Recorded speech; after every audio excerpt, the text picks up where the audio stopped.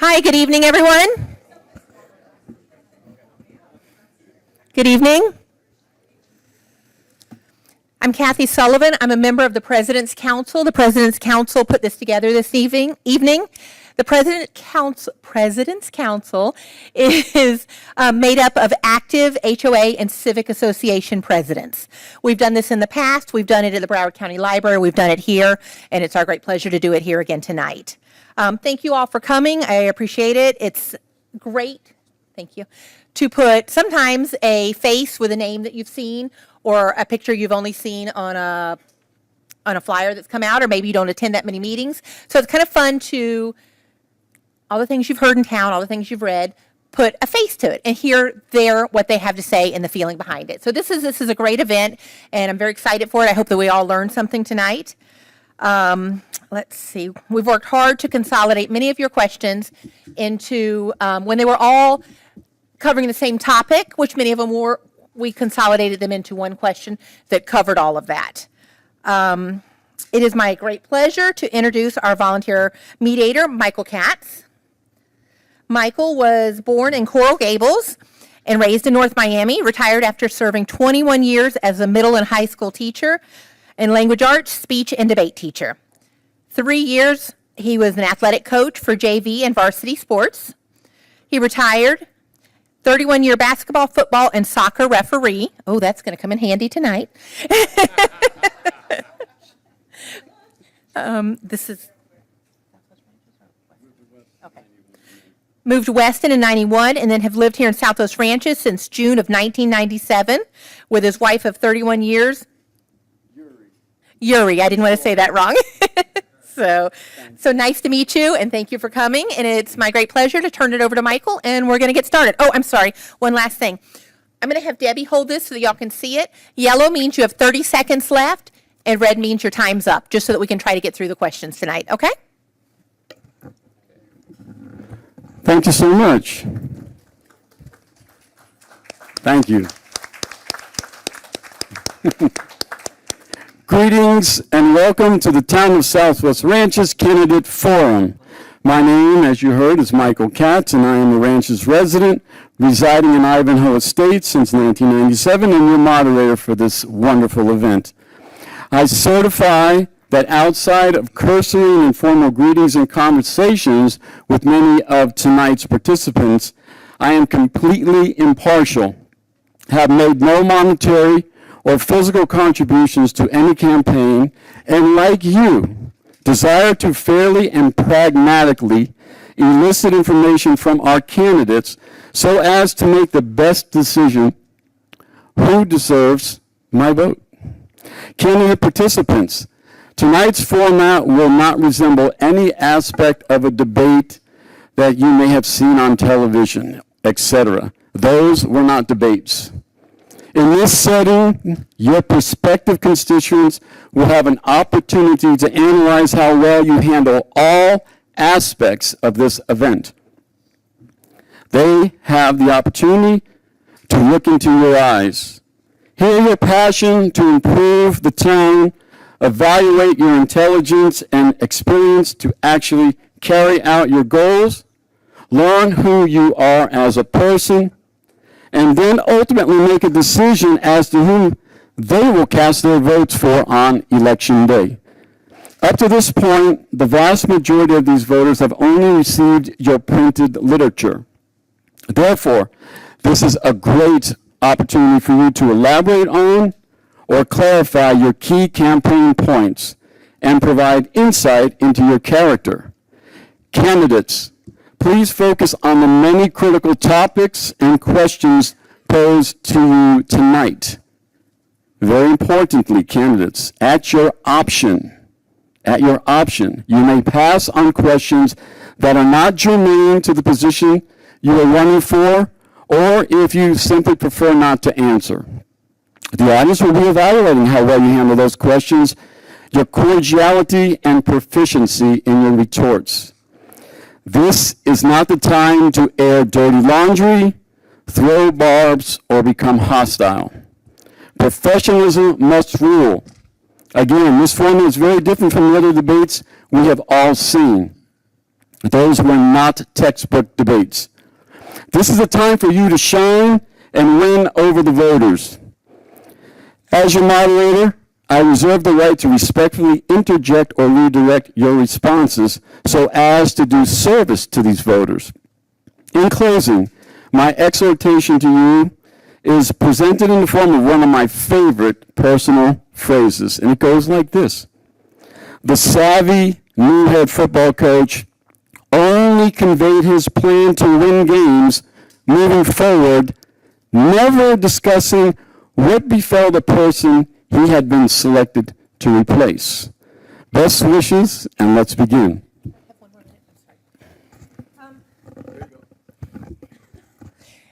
I'd like to ask everyone to put their phones on silent, if you don't mind, just so it's not interrupting. And then also, if everyone would please stand for the pledge with me.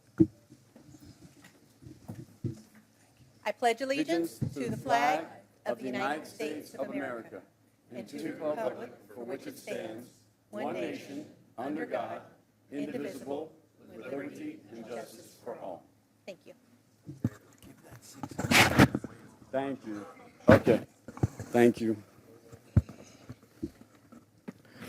I'm required to read a statement regarding a state statute, which is Section 104.271, and it goes like this, candidates. A candidate may not, with actual malice, make any false statement about an opposing candidate. Now, for the benefit of all of you, so that you're not developing tennis neck, I will not be upset if you look at your constituents and not worry about looking at me. I think I can elucidate the question clear enough. So let's begin. Our first section is entitled Collaboration.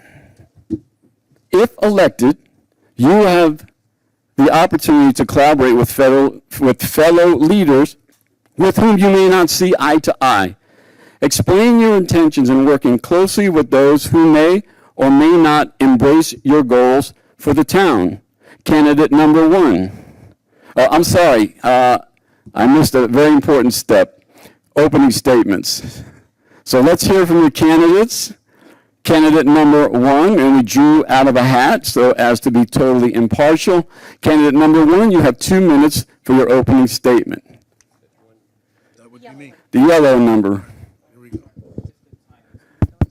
2 minutes. 2 minutes. Thank you. All right. 1 second, please. Sorry. Said 1 minute. Is it one or two? The email says. Sorry, 1 minute. Thank you, Doug. 1 minute. I'm ready. Ready? Let's do it. All right. It's Mike's on. Thank you guys for coming out. My name is John Garotti. Can you guys hear me? All right. Put it in my mouth almost. All right. My name is John Garotti. I am a proud resident of the town of Southwest Ranches. Moved here with my lovely wife in the year 2001. I'm a dad of 20, not kids, dogs. But I'm very glad to be here in front of all. Some of you guys know me already. Some of you guys don't. I'm very proud of this opportunity to serve my community. One of the things I was asked is, why are you doing this? And I said, you know what? I want resident representation. This is better acoustics. I want resident representation. I would never want anybody to feel that they don't have representation up on the council. So that's my biggest driver in being here. I'm involved in many things in the town. I got involved because I wanted to make a difference in my community. I wanted to do something different in my life. In the year 2001 was my opportunity, so here I am. Thank you. Thank you so much, Candidate Garotti. Candidate number two.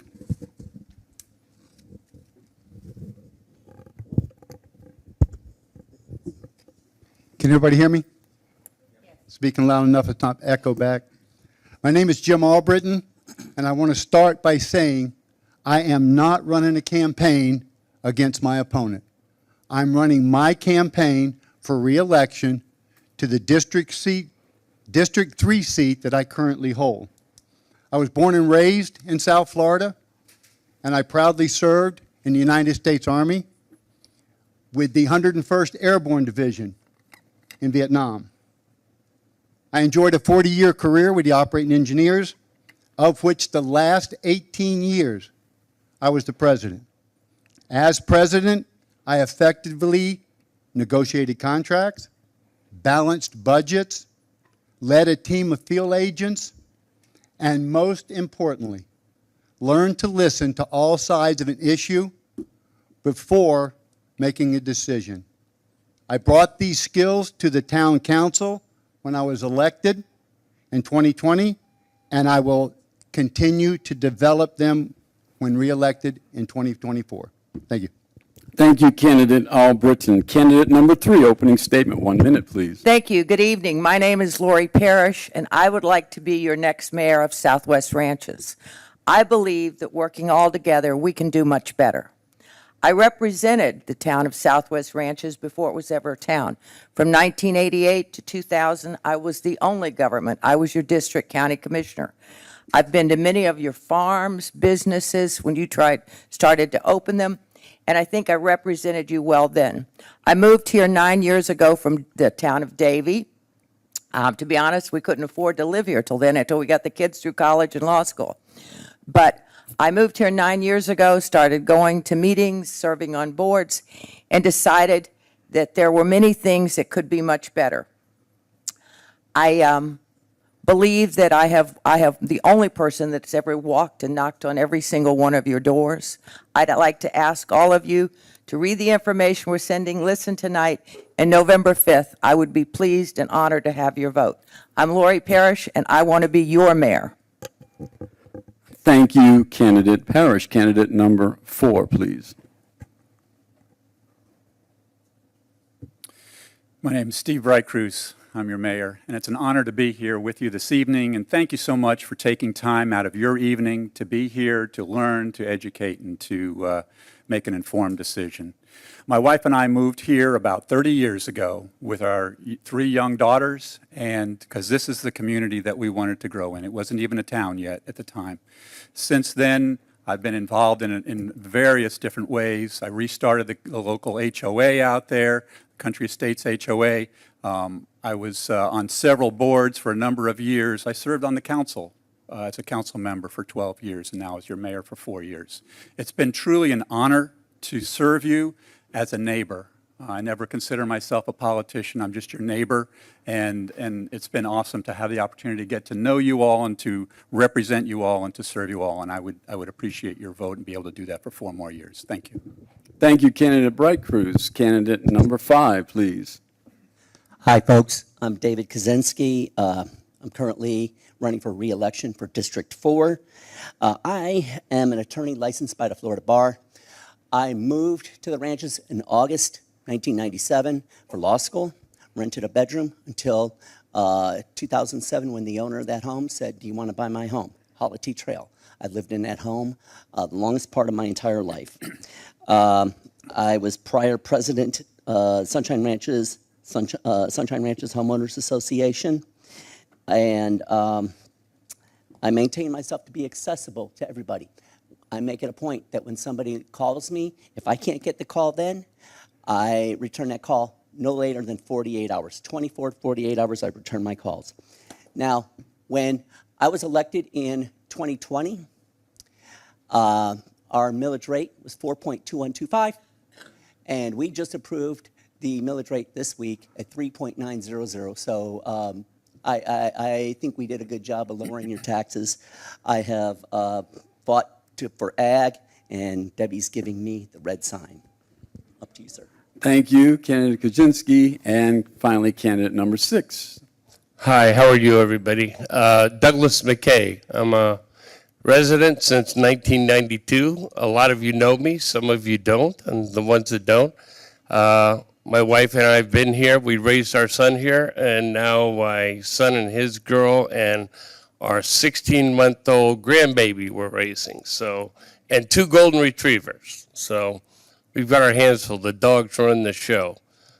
We're having a good time. I think I've served you all well for the 12 years I've been in office. Steve beat me in 20, and I've helped hundreds of residents with issues, whether it's been drainage issues, code enforcement issues, whatever the case was and whatever it may be. So I look forward to moving forward and continuing to doing what I've done in the past and help the town with whatever issues we have. So I would greatly appreciate your vote. Thank you. Thank you, candidate McKay. Okay, once again, candidates, just a little review. The first question taken will have, the respondent will have 2 minutes, and then we can ping pong back and forth as you feel you need to interject. If you just raise your finger high enough so I can see you over the mayor's head, then I will call on you. But we'll throw the first question out under the heading of collaboration to candidate Garate. If elected, you will have to collaborate with fellow leaders with whom you may not see eye to eye. Explain your intentions in working closely with those who may or may not embrace your goals for the town. 2 minutes. So how would I do that? My background is in the automotive industry. In the automotive industry, we are problem solvers. We're not just complainers. So we have to meet with folks that, you're not going to see eye to eye with everybody, but the whole goal is to solve the problem. My biggest thing whenever I speak in front of any audience is to communicate. Communication will solve problems on its own. Whether you have a discrepancy with a neighbor, when you have a discrepancy with a council member, if you have a 2-minute conversation, 75 to 80% of the problems can be solved. So communication is key. You got to have common ground. And most of all, I'm a common sense candidate. If it doesn't have common sense, I'm not involved in that. I can't, because it's basic to know that you're always going to have two sides to an argument. You're always going to have your opinion, you're going to have the truth, and then you're going to have, some sort of a mixture, because people have different moods. People have different, economies. So when you're dealing with folks that are not on your level or not seeing eye to eye with you, you've got to just find common ground. And I think that's where we can have, a happy town. We can have a lot of problems solved before they get into major catastrophes like this town has gone through. But that's my answer to that. Thank you, sir. Candidate Albritton, do you have a retort? 1 minute. Yes, I also have dealt with numerous people for contracts, hundreds of contracts, sitting across the table, some of them taking 3 to 4 weeks at a time to settle, to keep any major strikes from going on. At the town council, it's very difficult to talk to your council members. You can talk to the residents, and I enjoy talking to the residents, but you have to find a common ground also with the residents. If they do not want to listen to what you have to say, that makes it very, very difficult. And that sometimes is what we're faced with. They want an answer, but they don't want the answer you're going to give. And I promise you, the answer I give you will be the most honest and open answer. Thank you. Candidate Parrish, would you like a retort on that? Thank you. My whole life, I'm probably one of the most nonpartisan persons you've ever met. I know Tip O'Neill and I knew John McCain. Both of them I worked with. I knew Jim Scott and Fred Dundley and Bob Graham, all from different parties. And I've found out that we often have more in common than people give us credit for. So what I can tell you I've always done is take the issue, and if you read the book, How to Eat an Elephant, One Bite at a Time, put down all the issues. Then let's get together and mark off everything that we can agree on. And then let's find everything we can compromise. And then we're probably left with just a little bit we have difference of opinion, so you debate those issues. But I believe there's good in all of us. I believe in complete transparency. And I believe everybody's opinion is valuable. I think everybody's voice counts. We don't always agree, but there's always a compromise to be had. Thank you. Candidate Bright Cruz. Great, thank you. One of the things that I've always prided myself in is the ability to listen and to collaborate with others.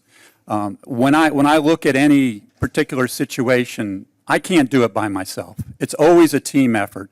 And if you look at my neighbors that physically live around me, we all get along because we all talk things out. We don't always agree, but we always talk things out. If you look at the council, you can see that it's a very harmonious council. We don't always agree, but we tend to focus on the most important things and we get things done. If you look at the incinerator and all that's going on there, this is now representatives from all of Broward County, and I have been able to join those folks together and build a consensus around not having an incinerator out there. You don't do that by being disruptive and by being aggressive. You do that by collaborating and by being looking for how we can all work together, the common ground, to get to the goal that we're looking for. Thank you. Thank you so much. Candidate Kuzinski. Could you repeat the question?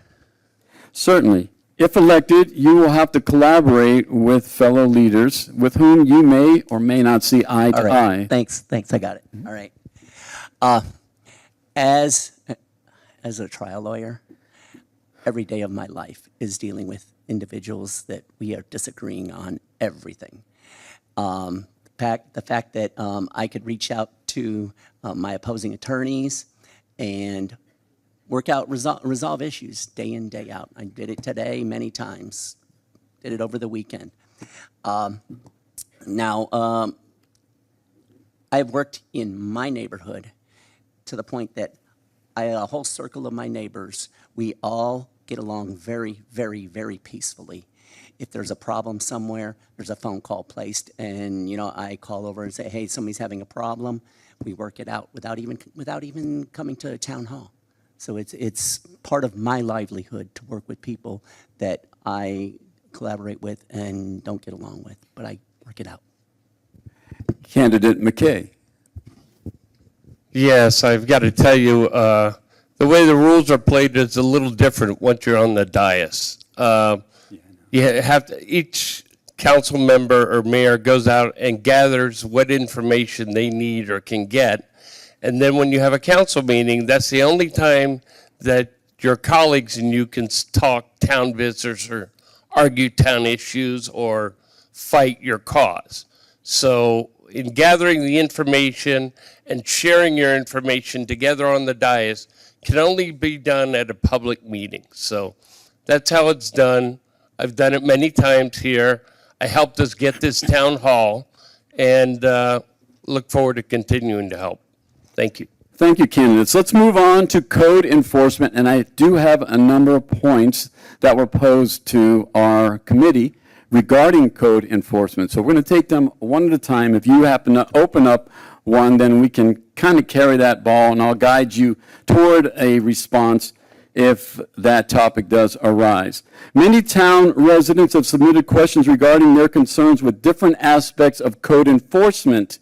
Do you think code enforcement should be proactive or reactive? And we will start with candidate Albritton. Thank you. Can you hear me? Reactive or proactive? When the town was formed, we had a set of ordinances to keep this town rule. And today we still have those ordinances to keep the town rule. We have 5 proactive code enforcement. They're fill, keeping your property mowed, potholes on private roads. All right? There's, I got them right here. I got them right here. I got all of them written. Okay, the dark skies ordinance and the hang on, I'll find them all. Sorry about that. Dark skies, potholes, bulk trash, the bulk. People put the bulk trash out anytime they feel like. That's not good for you. That's not good for your neighbor. These are the kind of things that are proactive.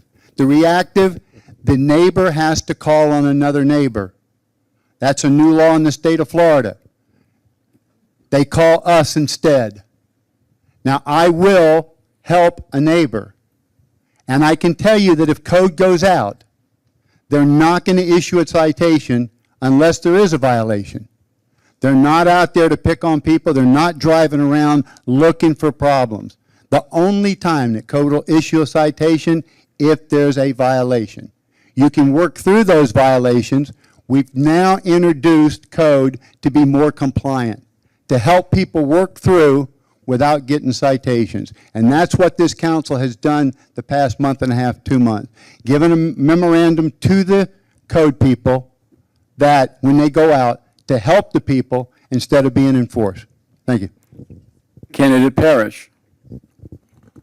Thank you.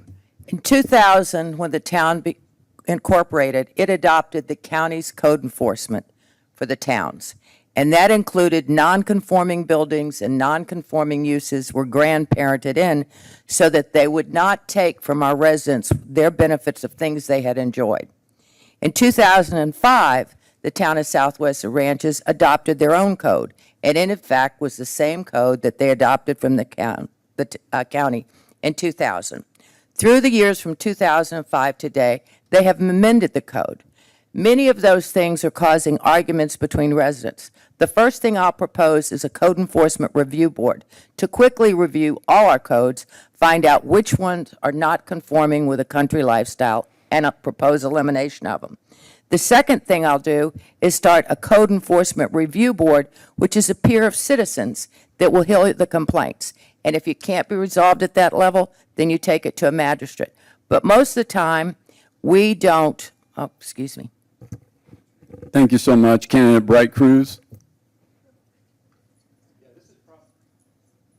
This is probably one of the most troublesome areas that we have. You know, I can tell you this, that while I've been involved in the ranches ever since we've been formed, I've had more conversations like this, and I have had more conversations of residents that have moved from Pines, that have moved from Weston, that have moved from all of these developed communities saying, the reason why we moved out here is because we got fed up with how the HOAs and the cities were running our lives. We want the freedom here. We want the ability to be left alone, to live our lives the way we want to live it, and not have government or code enforcement there telling us what to do every time we turn around.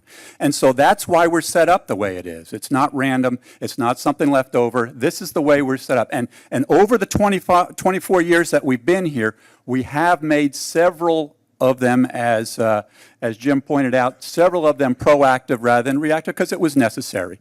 But overall, it's good the way it is. Thank you. Candidate Kaczynski. This is actually one of the issues that I worked on this year, earlier this year. Let me go all the way to the beginning. When I first ran, I adopted the phrase keep it rural. And one of the residents of Sunshine Ranches came up and says, David, what does keep it rural mean to you? And I says, leave me alone. And he says, bingo. So I took that. And, you know, I have had to put my name, we have reactive code enforcement. I put my name on the complaints when the residents do not want to put their name on there. That is something that I've had to do. It's my responsibility.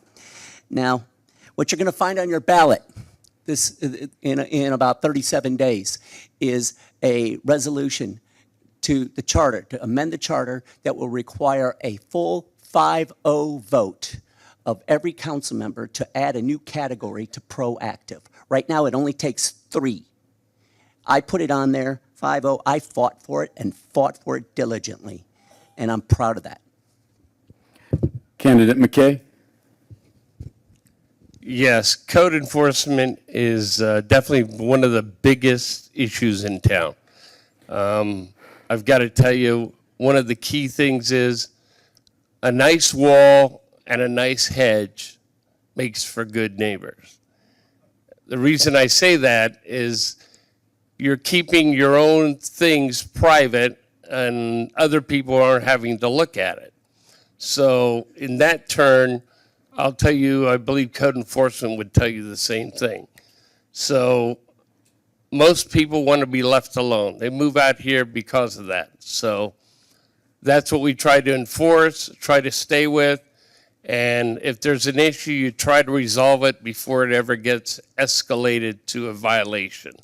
If you can't do it, then it gets escalated. But aside from that, leave us alone. And finally, candidate Garate. Code enforcement. That's one of the most heated topics this town has ever encountered. So my take on code enforcement, I go to every single code enforcement hearing, whether it's got my name on it or not, so that I can make sure that every resident can have a fair shake, a fair answer to everything for many, many years. And many folks in this audience know exactly what I'm talking about, and whoever's watching on YouTube.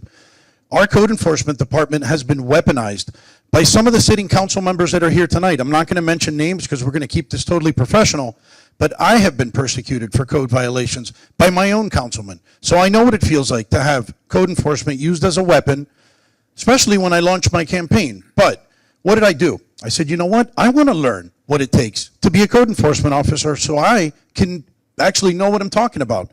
So I signed up for what is called FACE. It's called the Florida Association of Code Enforcement.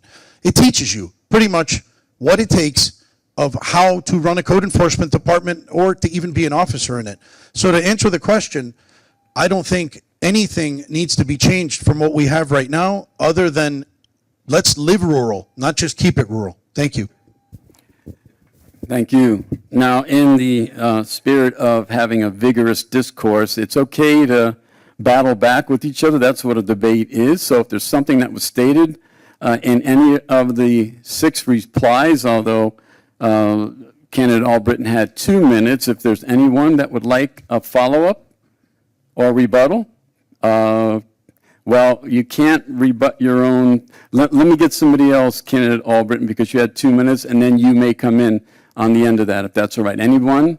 Anything stated? Yes, all right, we'll let ladies first. Candidate Parrish? Okay.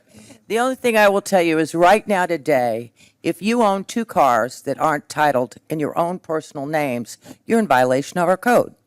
For example, most people that own a small business purchase their vehicles through their company, and they do that for 2 reasons. One, it's a tax write-off, and one, because it limits the liability to those assets of the company, and 2, that's a tax write-off. My son-in-law and my daughter do it. Their cars are titled in their own names. If they lived in Southwest Ranches and someone were to enforce the code, it would be illegal because you could only have 1 car. That's a silly rule. I don't even know why it was adopted. I think it had to do with Airbnbs, but it's a silly rule. If you have 2 trucks or 2 vans, you're allowed to have 1, but you can't have the other one. Right now, we're a multi-family community. They call us the sandwich generation. We have our elderly parents, and we have our children, even grandchildren, living with us. If son or daughter comes home from college and wants to go in the family business, well, you shouldn't buy them a car or a vehicle and put it in the company's name or have any things on, because you'll be in violation of the law. I think it's absurd. All of you will have an opportunity to respond or offer your platform regarding Airbnb. That's going to fall under our commercial business subsection, so please hold off on that. We're going to recognize candidate Kaczynski for a rebuttal, then candidate Bright Cruz. First of all, it isn't, the issue is the vehicle has to be registered to the property. That's the important thing. And the reason behind that rule, and I've actually have had that problem right near my home, is there were folks parking cars on the property and renting the space to allow them to park the cars there. And next thing you know, there were all kinds of folks that were storing all kinds of cars. I had to put my name on the complaint when I was HOA president to say, hey, they're renting the cars so they're renting a space on their property so people can park their cars. That's the reason for that. Now, what we did in the code this year, we changed it from code enforcement to code compliance. And what they do now is they go out to your property, say, hey, you got a possible violation here. Gives you 30 days to address it. After those 30 days, then the complaint comes in. So there actually is a change in the procedure since when we started that code is a little gentler with giving you a 30-day break. Candidate Bright Cruz? Thank you. I just want to clear up a couple of things here. For your personal vehicles that are there or your family members that live in your house, you can have as many vehicles as you want, okay? We've got 4 vehicles. Don't ask me why we've got 4 vehicles, but we've got 4 vehicles, and it's all perfectly legal, perfectly fine. What we're talking about in that situation, I think, was being referred to as a business vehicle, and that was because we didn't, as Councilmember Kaczynski said, we don't want a bunch of business vehicles there. Thank you. Okay, anyone else? All right, on that, this is open for anyone. Just again, raise your finger. What would be the most important thing you would change with the town code and how respective code should be enforced? Mr. Albritton. Yes, sir. Would I be able to say something about code? Or I had the 2 minutes? No, you have a minute now. You can do whatever you'd like. Well, that opens it up. With restrictions regarding code. Thank you. You know how it works. Thank you. You heard a falsehood. Weaponizing code is not what I did. I received a phone call from someone who is scared to death of a resident that lives close by. I filed a report here with town. Filing that report, I asked them if they would hold off for a couple of days, see if I couldn't get it worked out. I had a death in the family. 3 days went by, the code was issued. There was a violation. All right? I spoke to the person that received that violation, and we agreed that it would be done in a couple weeks. He said his wife was all over him about getting it done, and he'd been lazy. That code citation was dropped immediately, not because he announced he was running for my office, not because I was weaponizing, because he didn't do what his wife wanted him to do. All right? That's it. Thank you. A follow-up question. Elaborate on your plan to maintain the cleanliness or to beautify the town, and let's have candidate Parrish start on that one. Cleanliness or to beautify? Yes. Come look at my yard. I'm a master gardener. I have over 8,000 orchids. I probably am the closest to a baby Fairchild garden you've ever seen. I want to start a garden club. I've been wanting to do that for some time. I'm a beekeeper. I want to start teaching people to keep bees. Those of you that have been to my yard, I can show you that pollinators will give you lots of free stuff. Also, one of my neighbors is here that's part of the homeowners association, and we want to spiffy up everything. We lived in Cooper City years ago together and belonged to Cooper City Women Club. And all those beautiful trees and canopy streets you see, those are a lot because of Maria and I worked hard to raise money. And back in those days, we actually physically got a shovel and planted them and then filled garbage cans with water and water them. I want to see everything lovely and native and garden for pollinators. I think we can do it. I don't think it'll cost us a fortune, but I'd like to see it happen and recognize those kind of small, sweet country kind of town projects. Thank you. Thank you. Again, I'm looking for just a index finger up if you'd like a chance to add something to that or your own spin on it. Going once, going twice. You would like? Are we going around or not? I'm trying now not to be so patterned because we're warming up and we're getting more comfortable and we're getting a little more aggressive with our discourse and the debate. That is fine as long as we're professional. Yep, But nope, just the that's finger and we'll keep this thing moving and entertaining. All right. All right. Candidate Bright Cruz. Thank you. Just appreciate it. Yeah, just a quick comment on that. One of the things that I'm really excited about, when we became a town, we obtained a lot of open space, which was awesome. Broward County had a bond program, and we took full advantage of it, and that's why we have so much open space. But because we were a young town and we had a lot of needs that were more important than really fixing up our parks, that was not priority one. But you know what? We've accomplished an incredible amount of stuff over the last 24 years. And now we're in a point where we're really starting to work on the parks. And it's exciting to see how now they're becoming much more developed, much more cleaner, much more beautiful, and really coming together. So I'm looking forward to that continuing. I think it's a great project. Candidate Albritton. The trash pickup, especially in Sunshine Ranches, has kind of diminished a little. Bob Parker passed away, and he used to go around in his golf cart and pick up the trash, all right? And the trash was thrown out by people who don't even live here. But I am proud to say one thing. My wife sitting here this evening has been the chairman of the Rural Arts Board for more years than I can count. And they are the ones that determine the signs that are put up, the way that the buildings are painted and decorated, and I think They've done a damn good job. Thank you. Thank you. Once again, my capable assistant has asked me to reiterate this type of ping pong segment. So if you are interested in saying anything on the question at hand, just raise your finger so I can see you. And if not, we're just going to move on. We have a lot of questions, Candidate Garate. What was the question, Mr. Katz? Well, you got to pay attention.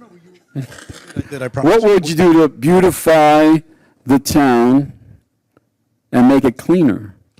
Oh, that's a great question. What's your plan? I have a great witness for that one. I have Mary Gay Chapels in the back. She actually got mad at me because I performed probably the biggest swale cleanup on 162nd Avenue.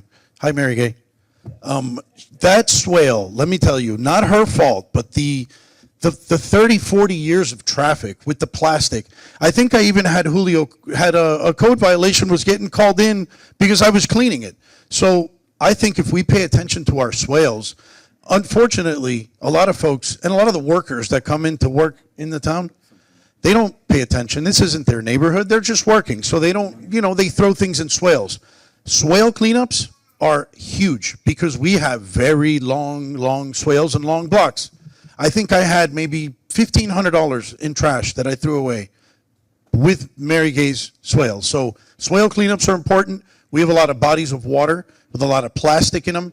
It's shocking to see that, but I would really like to see that. And I encourage anybody, give me a shout. I do free swale cleanups. Thank you. What would be your plan on My implementing plan, your... sorry, to answer the question directly, my plan would be to organize not only a swale cleanup, a park cleanup. Have your neighbors, the kids in the community want to do it more so than the adults because they actually care a little bit more. They're going to be here longer than us, so their age determines that a lot. But that's the answer to that. Okay, thank you. Anyone else? All right, going once, going twice. Let's conclude this subsection on code enforcement. And please tell us, how are you going to address security concerns and what initiatives will you put in place, starting with Candidate Bright Cruz? Great, thank you. One of the things that I've been really proud of is how we partnered with Davie Police to really increase the security in our town. They have been incredible partners for us. And obviously, we're continuing to grow as a town, and it's becoming something that we need to continue to address because we have seen increases in mail theft. We've seen increases in some car thefts. And so to combat that, we have actually started to do some special details of Davie Police at particular times so that they can be out there. We've also, one of the things that I think is making a big difference is we've told Davie PD, it used to be that they would spend most of their time, you probably saw them out on Griffin Road giving tickets as people drove by. What we're asking them to do now is really to spend more time in the interior, really in our where our homes are, our residents are, because that's where it really matters.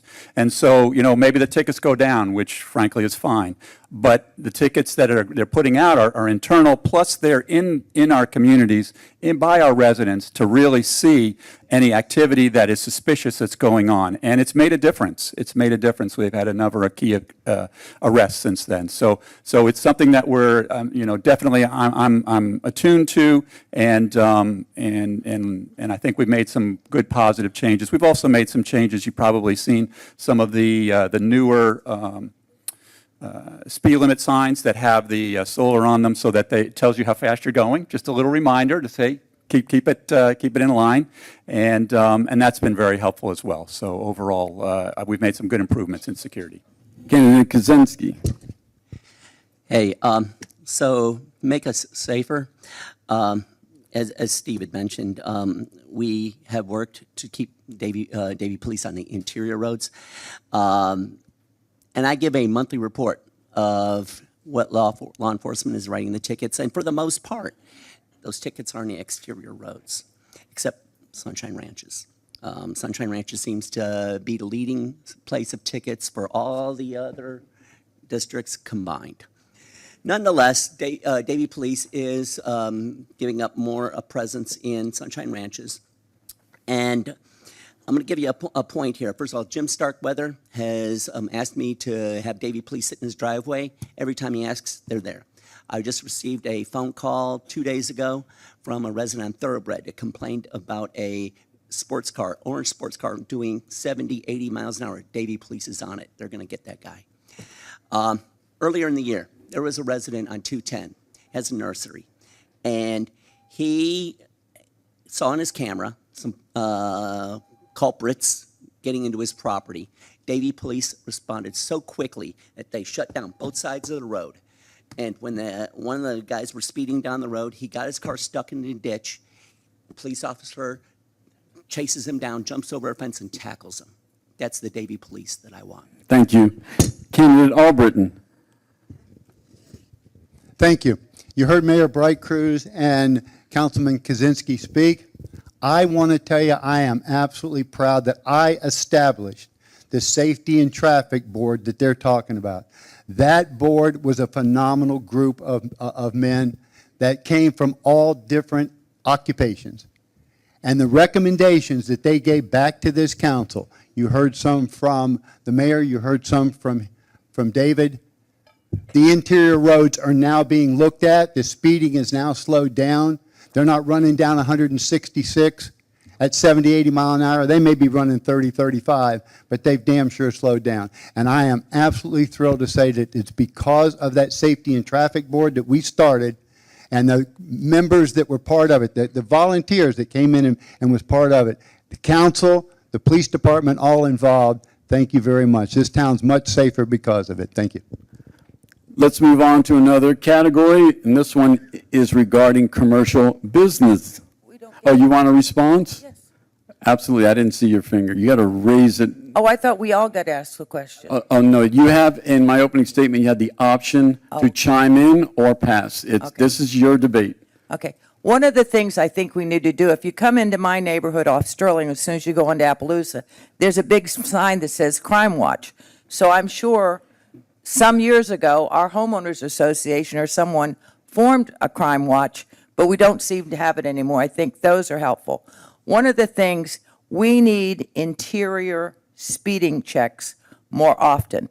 Our street, like Mustang, Hancock, Holity, many others, they're speeding, it's ridiculous. In fact, one former NFL player who used to live down the street from us, he would drive a Jeep, and I would go like this to slow down, and he would wave. But, anyway, but we need that, and I know that there's a concern with the cops don't want to ticket the voters, they'll ticket the floaters. But now that we have those speed cameras, I think everybody, no matter where you live, could get a warning. But the next time you speed, and it's excessive, it's more than 50 and 60 miles an hour, that they should get a ticket. Thank you. Candidate McKay. Yes, I've got to tell you, over the past many years, 99% of the speeders have been the residents. So I just want to let everybody know that in case you didn't know. And hitting them in the wallet tends to work. We don't like to, but it's a fact of the matter, okay? The other thing is security cameras. A lot of people have security cameras. I formerly owned Security Camera World. I donated all the camera systems to Town Hall back then, and I've sold a lot to residents in this town. But a lot of people put cameras out on the road, so if you get it on video and you get a picture of the car, you get a license plate or whatever, you can always pass that on to Davie Police. They can keep an eye out for it, see where that person lives or whatever. But there are quite a few ways to address that, so thank you. Candidate Garate. How do we make our town safer? I think if we communicate with our neighbors, and I'm going to tell you why I'm saying this. We have a lot of new transplants from a lot of other areas that are not familiar with Southwest Ranches. What does that mean?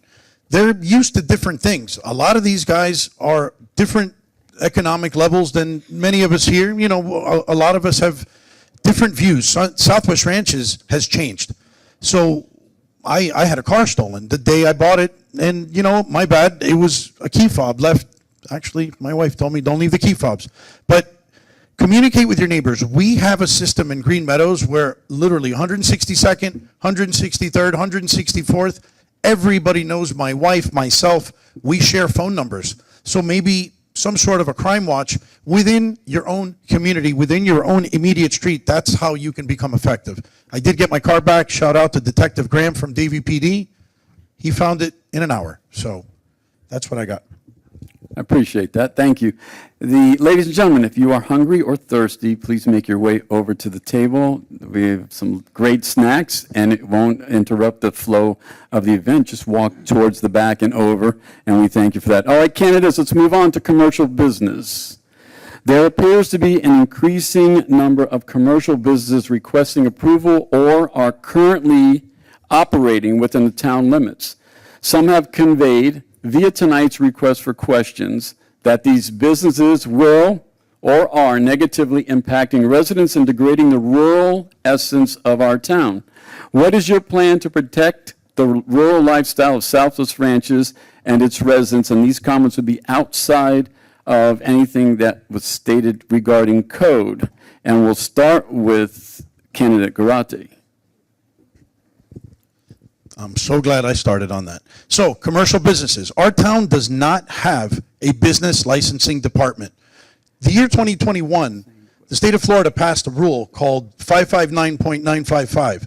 Now, this one's even tougher because this allows any home to have a home-based business out of it.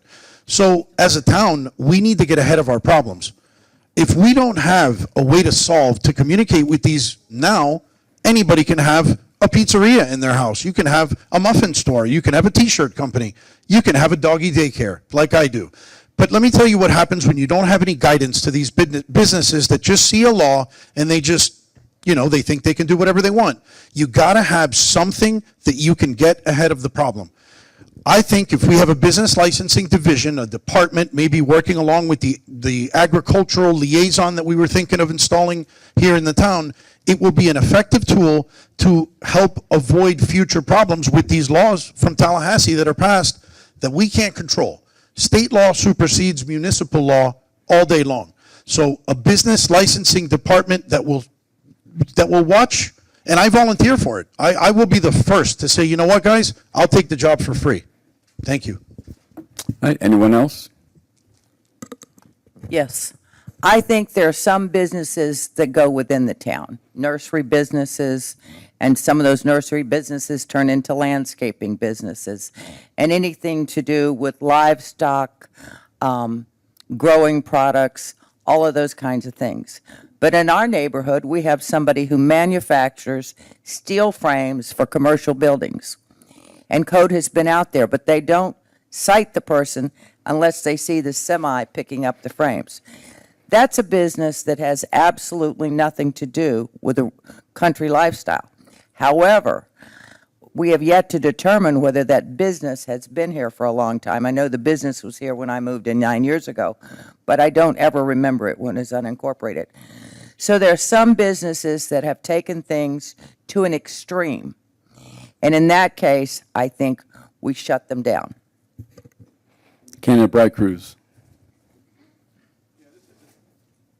This is a tricky one because it's a matter of degree, right? So we have been, as a town, we've generally, if you have a small business like an accountant in your home, there's perfectly legal, no problem with that. Minimal traffic, not employees coming and going, and all is fine with that. Certainly, if you have an ag business, we encourage. Not only is that legal, we encourage that. That's who we are. That's what we're about. It's when you get beyond that. Landscaping businesses that have hordes of employees coming in the morning, and then all those trucks going out, and then all those trucks coming back in, and then all those employees leaving, that's a different situation. That's a different situation. Or other large businesses that sometimes start here. And it sounds like we have a question on Airbnb, so I won't get into that. But that's a whole nother business, right? That's a whole nother business that many of us are affected by. I know I was affected by it. So there is a balance there, and we're trying to work that balance. Thank you. Candidate Albritton. We looked at this very issue a couple years ago, just after I got on the council. We looked at allowing new nurseries to come into town, and we like nurseries, but they need to be on the main highways. They need to be out of our residential areas. What happens, just like the mayor said, they come into town as a nursery, end up being a landscaping business with 20 or 30 trucks rolling in and out. That's not what this town's about. It's not fair to you. You may not realize until it's in your backyard, and by that time, it's too late. So we do have things in place to try and keep the big businesses out on the main highways where they don't affect the residents. Thank you. Candidate Kaczynski. Commercial business. That's one of the big reasons that I got elected in 2020. There was some folks that in the previous council that supported putting Tractor Supply on Flamingo Road within 1,000 feet of many residences, including Lori over there. She was against it as well. And I went door to door. Chris Brownlow and I went door to door in Sunshine Ranches, explaining to everybody. We had this room packed with everybody, and we shut down that vote. We made sure Tractor Supply was not going to be there. It was too big. It doesn't belong within 1,000 feet of your home. Now, if he wants to put it out on 27, that would have been a great place. But right now, they're over in Pembroke Pines. We still don't have a business licensing department. We don't have business taxing department. So it wouldn't have added to the revenue. It would have just added to the additional cost for law enforcement. I support the home-based businesses as long as it's incidental to the home. That's it. Candidate McKay. Yeah, I've got to respond to that one specifically because I was definitely for Tractor Supply on Flamingo Road. It was enter and exit on Flamingo. No internal traffic whatsoever in Sunshine Ranches. And I've got to tell you, the majority of the residents that I spoke to in the town of Southwest Ranches wanted Tractor Supply. And Tractor Supply was going to bring a tax base of about $65,000 a year. So here nor there, we didn't get it. It's close enough that people can go to, but a lot of people were extremely disappointed that the town did not get Tractor Supply. So that's it. Candidate Garate, and then a follow-up from Candidate Parrish. 1 minute. So I think one of the ways to solve, especially with ag businesses, I think we should have a designated area, and I'm going to give you my 2 cents on this. One of the biggest areas that needs to be designated some sort of commercial, not in Sunshine Ranches, not in Green Meadows, it's called 210 Terrace. That is an area that is right next to an asphalt plant. It is right next to the dump. It is right next to, hopefully, never an incinerator. But you know what? We got to have common sense. If you can't just say, no, we don't want that. If you designate some, US 27, they're considering changing the zoning to accommodate for a business corridor. 210 Terrace is backing up to that. Some sort of a way to go for residents that have a business. You know, you can't just say, no, we don't want that. You don't want it where it doesn't need to be, but you need it somewhere. You got to have some place to do business. This town was formed on individual landowners owning most of their own businesses. So, thank you. Thank you. Candidate Parrish, 1 minute. Yes. I just wanted to add that I was not one of those people that wanted Tractor Supply, and I'm a big Tractor Supply shopper, 80 feet from the corner of my house. Tractor Supply is now out on Pines Boulevard. I shop there all the time. They're having a big sale right now, but I did want it by my house. All right, let's move on to the last question under the commercial business subheading, and we'll let candidate Bright Cruz have 2 minutes. You've already touched on a few of these aspects, but elaborate as you feel. What are your feelings on illegal parties, Airbnb parties, and rentals, and agricultural subletting? That might be outside of the landscape businesses you referenced. Okay. That's a big question. All right. So here's the deal. With Airbnbs,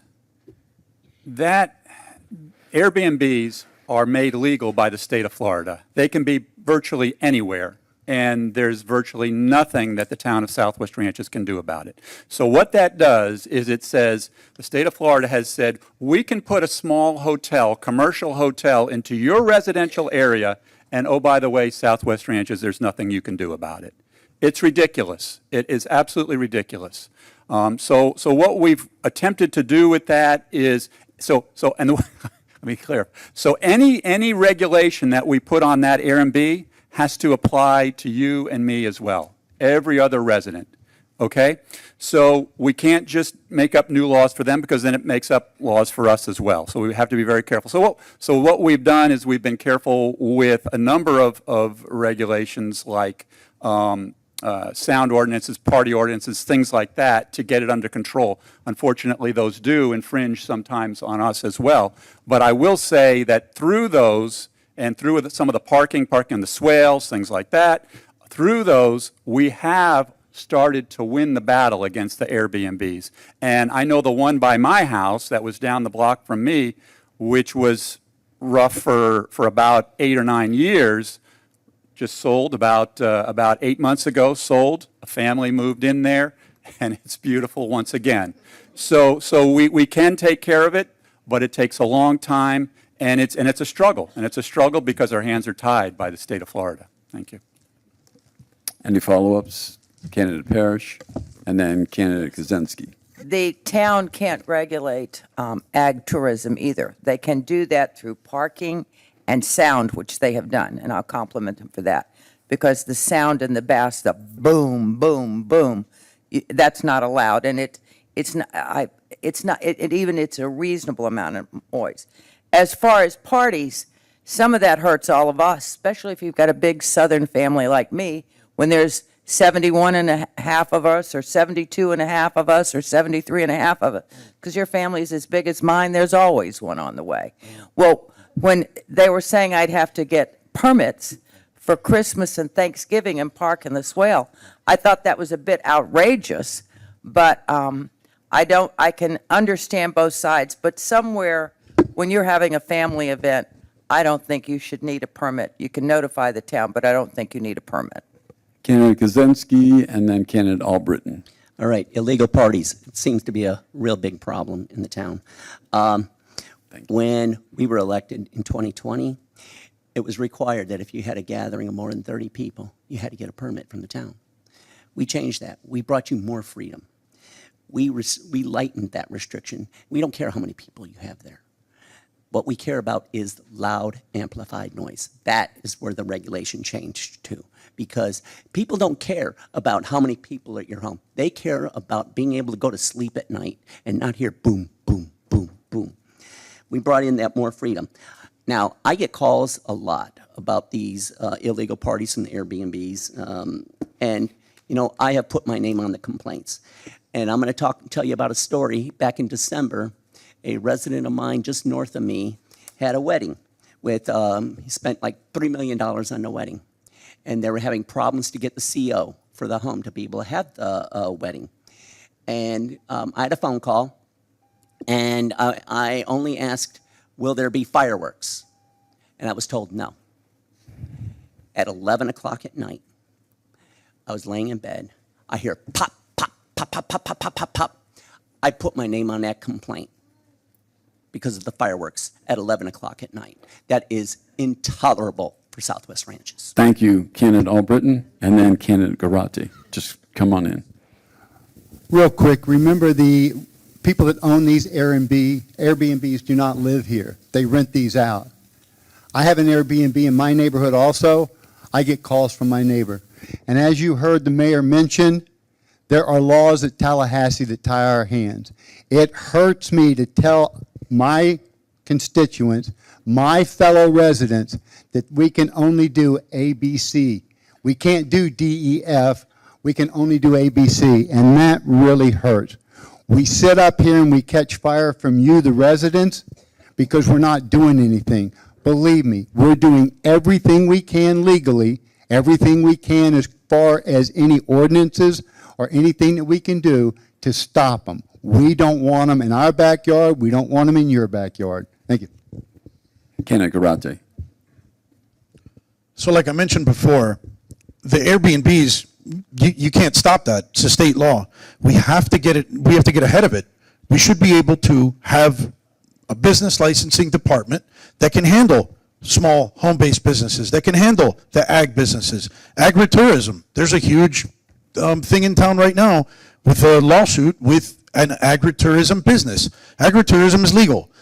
The town cannot police every single state law because their hands are tied in most things. So when you have these parties, again, they're folks that are doing this for profit. You know, we moved out here to be free, right? So we want to live rural, but you got to let the guy sleep next door. You got to have ordinances that are in place for everyone, not just for a select few. So that's where my common sense factor comes in, where if you don't have some communication with the person creating the problem, you're never going to solve the problem. Putting them in a court, putting them in a magistrate, throwing fines at them, they make way more money with the parties than they do with the fines that they're going to receive. So that's my answer to that.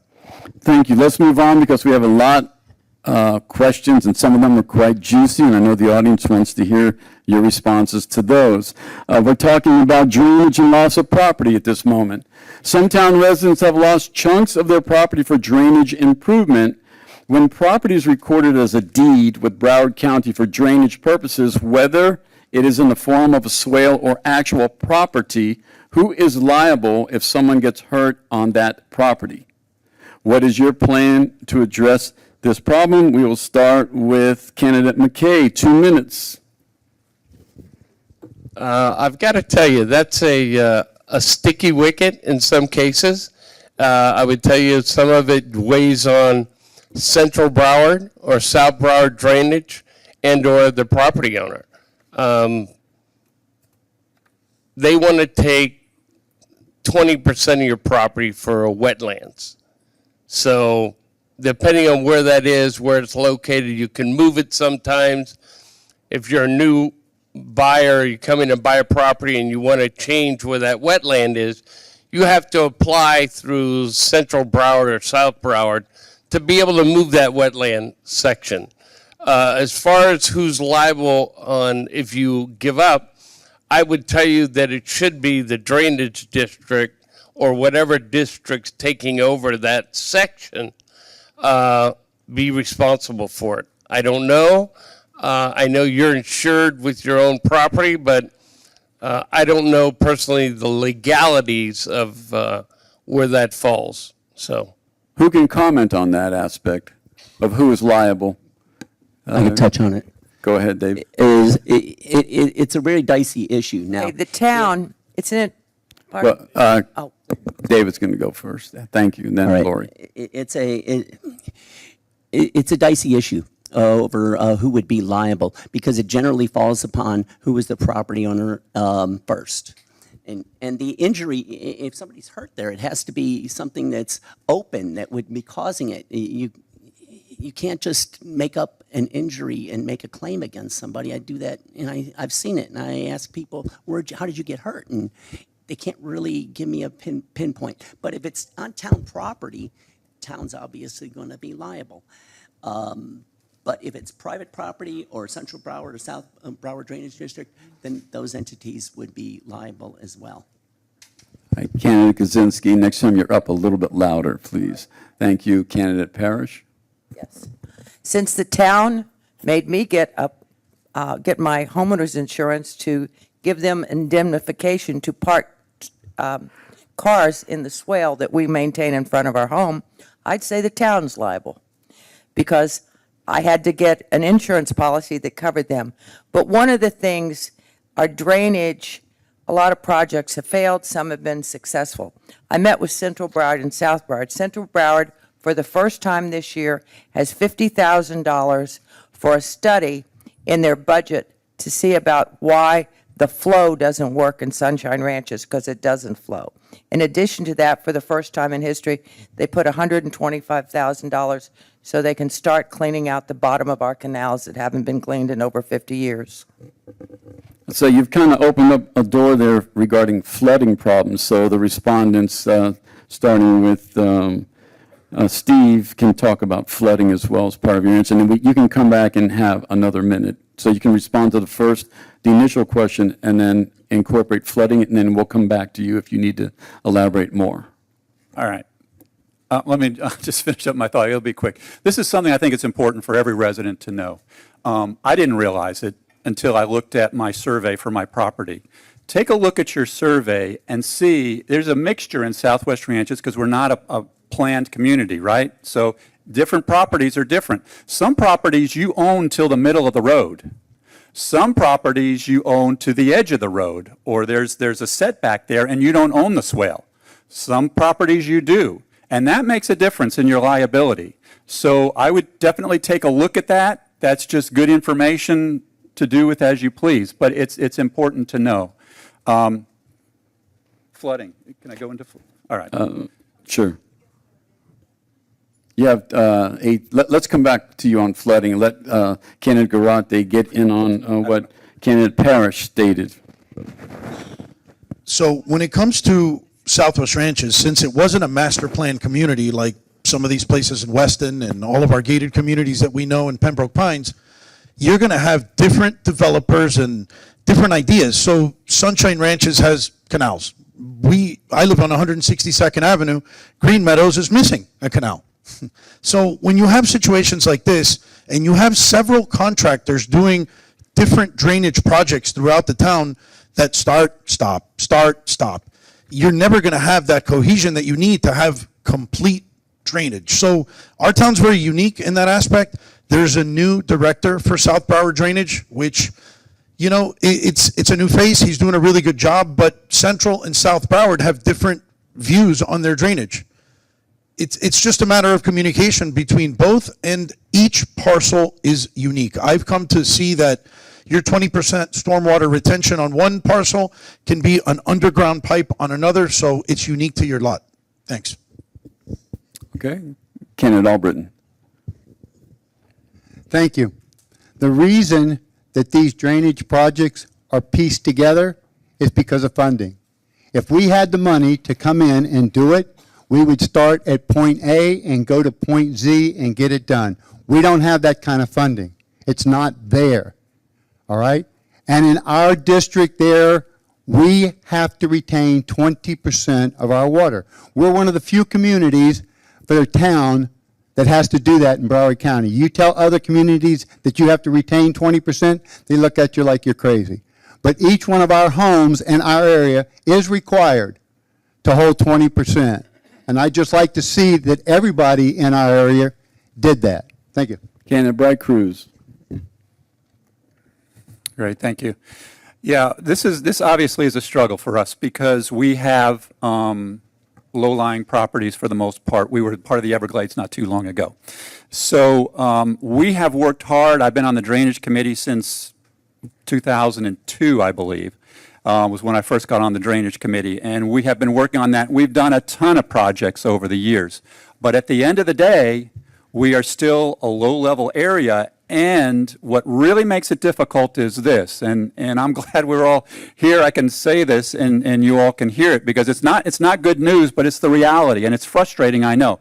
But a lot of the drainage from Pembroke Pines has to go through the ranches. It's the way the water districts set it up. It's not something Pines set up. It's not something the ranches set up. It's something that was set up probably in the 1940s before we were even here.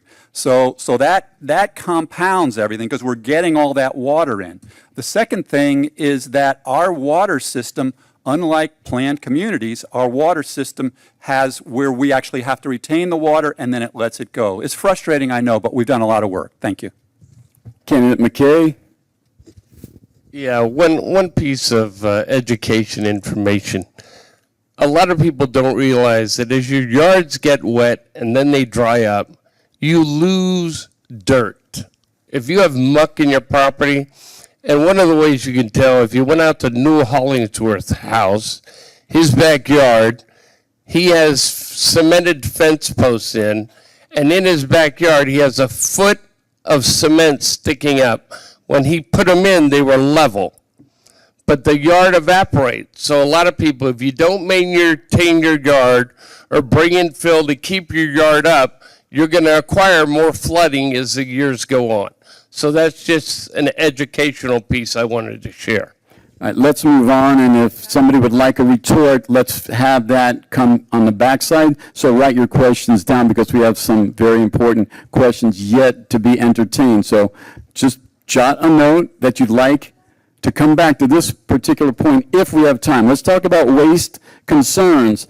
The existing involvement of our currently elected town leaders in the SWA, which is the executive committee of the Broward Solid Waste Authority, has been lauded by our town residents. What involvement or proactivity have you already taken or will take to permanently block the construction of an incinerator on US 27 and Sheridan Street? And this will be, David, you have 2 minutes. You're starting it off. All right.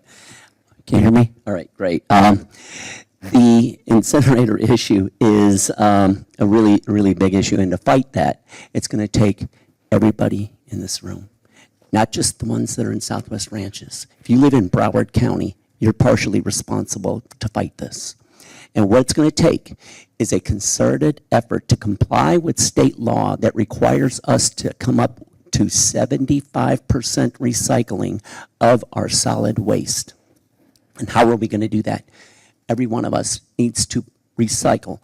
And in your recycling, we have stickers right over in the back that tells you what should go into recycling. What it doesn't say, they missed some things that should not go in there. No pizza boxes, no styrofoam, and no plastic bags. Those plastic bags from Publix or Lowe's or Home Depot, they clog the sorter. It's bad to put it in there.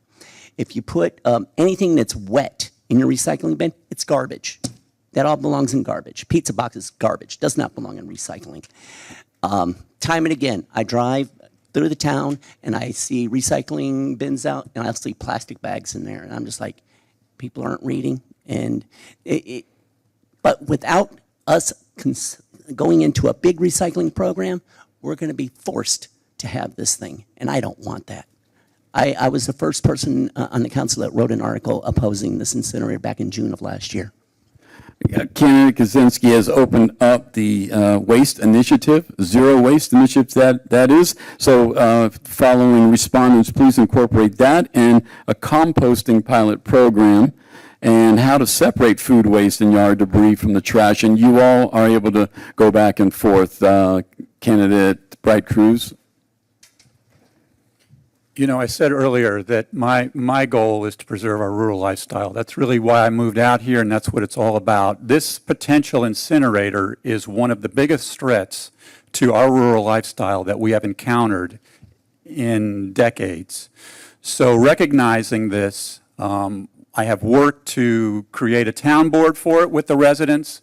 We've supported the Broward Zero Waste Task Force, which is another group that has done tremendous work. And then I was fortunate enough to be selected by the council to be our representative to the Solid Waste Authority Governing Board, which is basically 28 municipalities and a representation from the county on there. And then from that group, I was fortunate to be elected onto the executive committee as an alternate. And I've been able to work with them. I've been to every meeting, and I've built a consensus that I'm very proud of and I want to continue to work on that is building towards other solutions than an incinerator. It's critical, and we've made great progress. I hope I'll be retained as mayor so that I can continue in this position. Candidate Parrish, and then Albritton. Thank you. First of all, I think our bulk pickup needs to be separated, and I know that's a concern because we have the highest trash collection rate in the county, and that was just at the last zero waste meet or the Solid Waste Authority's meeting. And we get one can picked up twice a week and one recycling, which is comparable with every other city. The difference, I know our bulk's expensive, but our properties are much bigger. So as a result, we have much bigger piles. But I would like to see us have a pile or maybe pick up one and then the other. Bulk organics, one pickup, and then your refrigerators, furniture, what have you. And then even further to do, if the bulk pickup, if there's enough interest, if we could have a mulcher come by, pick it up, mulch it, and put it on a pile in our swale or on our driveway, we could use that for mulch. We'd get credit for recycling. But I think those are things. But our garbage, our solid waste collection is too high, much too high. Candidate Albritton. Thank you. I think everyone in here knows that your representatives in town does not want the incinerator.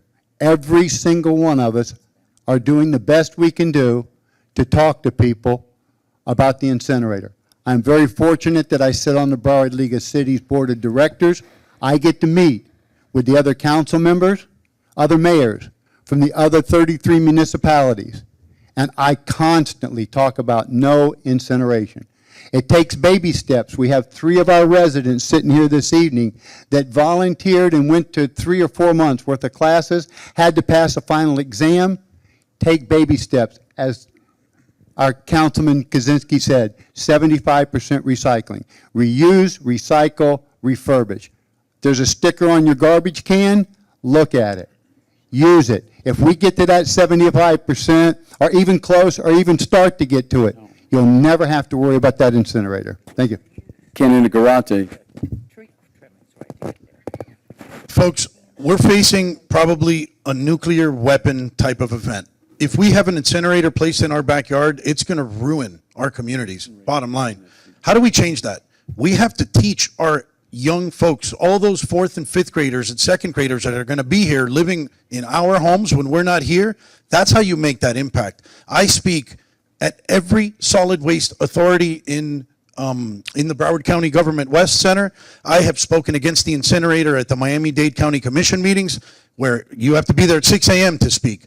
Not only that, it's a mindset. You have to understand that this is it's a county-wide problem. It's a worldwide problem. A zero waste consultant is on the topic now to be hired. Zero waste is not just a play on words. We're never going to have true zero garbage. But what we have to have is a mentality that we can't just throw everything in the trash and then forget about it when it's in the garbage bin, because it has to go somewhere. Landfills can only hold so much. 10 more seconds. If we don't change that, there's no sticker in the world that is ever going to help by stopping the incinerator coming to West Broward, or the one that Miramar is facing right next to them, which is called Opelika West. Let's talk about legal aspects. Do you think the legal fees paid by Southwest Ranches are excessive? How do you feel this number compares to similar towns in Broward County? And for 2 minutes, we have candidate Parrish beginning. We have the 4th highest per capita legal fees in the state of Florida. What's that say to you? I say that's a bit pricey.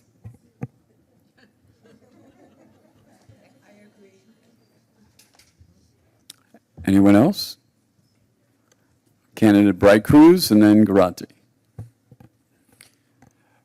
So we also have a very small population here, so price per capita is tough, right? You got to think about the equation that was thrown out there. So are legal fees too high?